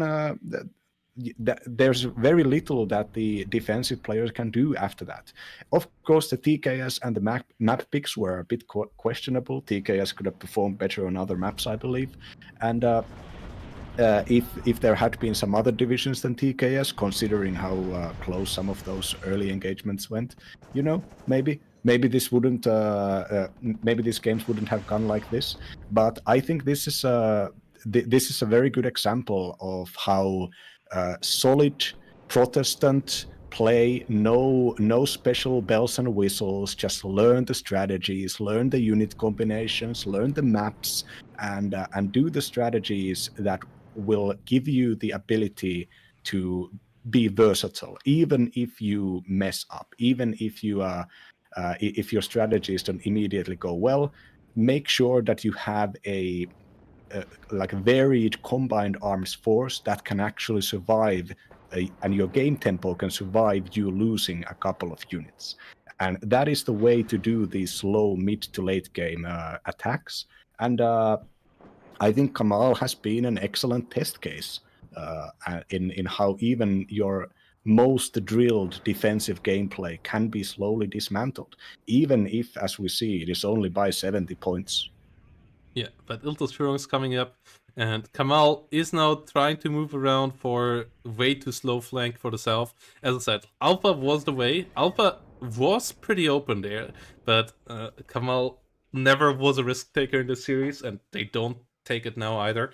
And so in the end, the +1 here will win, as the blue side has enough defenses here in the south that I don't think anything can move in there. BTR now is also being caught back into the center. There is no other CV on the battlefield for Kamahl. There is no way to gain any points here. And I won on a +2 here. 1 minute to go. And they will take this and with that win the tournament in Division 3 here, as Kamahl just is out of options. Yeah, I think the middle attack would have been challenging a bunch of. Damn, I finally got the I got the NVIDIA bug. Wow, haven't gotten it all day, but yeah, finally going against the against Alpha would have required going against both the Jaguar 2s and the Leopard 1A5s, and I think the combination of those units can fight off basically like a near infinite amount of BMP3s on defense. So the middle attack would have required, or the alpha attack would have required the T80BVs. And I think it's been a huge mistake to play the T80BVs on the southern front, even though it does look like the southern front is the most open area, so you want to have tanks there. But the southern front had the Milan 2s constantly trade up and do damage against the T80s for no gain on the T80s part. If there had been a more offensive mindset, then the T80s would have been the going from the top position to basically go down like southeast. Maybe that angle could have actually managed to bypass this and kind of diminish the mech blob and force the mech blob into counterattacking. And now when the mech blob is counterattacking, when the leopards are put out of position, that is where your BMP3s can shine. But if you don't force those locations, Iwontheinternet is not going to be making those mistakes on their own. Yeah, and Iwon does get the W with this here and gets the 3-1 victory. And with that, wins Division 3 here, wins the $20 prize pool for Division 3. We will see both players here. Kamahl really with a great run in this tournament as well, making it into Division 2 next season. And yeah, if we have a look here into Kamahl versus Iwon, we have 1-1-1 situation here, and Iwon winning with 3-1, getting them and Bloody Knight and Cheeky Bricky to Division 2 next season. I'm really excited to see how they will perform over there, as they have really improved a lot over this season. Iwon and Cheeky Bricky already known from Steel Division 2 times, and yeah, Kamahl and Bloody Knight, new faces for the competitive scene, both with a lot of cool plays as well. And yeah, I think if Kamahl just gets those somewhat off-meta divisions with a bit more sass in them, like they already have the right setup for them. They just have to like tip a bit more into the sass, into the weird style, into the Medi school of thinking. I think they can be a really good contender with those divisions as well. Yeah, the people in the chat are saying you should have interrupted me when the stuff was happening. I understand your position, and Protoss does interrupt me when it is necessary, of course. But at that point, I think it was pretty clear where the game was already. Even if that might be just like an elitist analysis brain here. But I'm sorry if I talk too much. Yeah, and yeah, GGVP here, guys. This was it for today here. 3-1. We will have more events coming up tomorrow with the Division 4 final. That one will be a best of 3, but yeah, that's coming up tomorrow. So that's the final of part of Season 3. But don't you worry, guys. Season 4 is closing in, already starting at the 2nd of June. So not all that much break for all of you viewers. And yeah, the players already, especially the ones that didn't make it into the playoffs, have been waiting for it for a while, so that one will be up quite soon. And at the weekend, we will have another tournament with the March monthly, the Swiss 2v2 tournament. So if you still want to play it as well, and not just be a viewer, you can do in both of those events, obviously, as well. You can find the league sign-up and the May monthly sign-up on the website on playsdl.com. So yeah, see you all there, guys. And if you want to check out more WARNO, check out Chloride's Twitch channel. And Yes, I recently started streaming again. The thesis is now finished. Getting back on the horse. And yeah, thanks you all for watching again. We will get you out of here now and send your Twitch viewers over to someone else who's streaming WARNO, hopefully. Yeah, there are a couple of people, so let's see what Dennis LVIV is doing. And yeah, thanks all for watching. Thanks for the new follows, and thanks for all the support. And see you all next time, guys.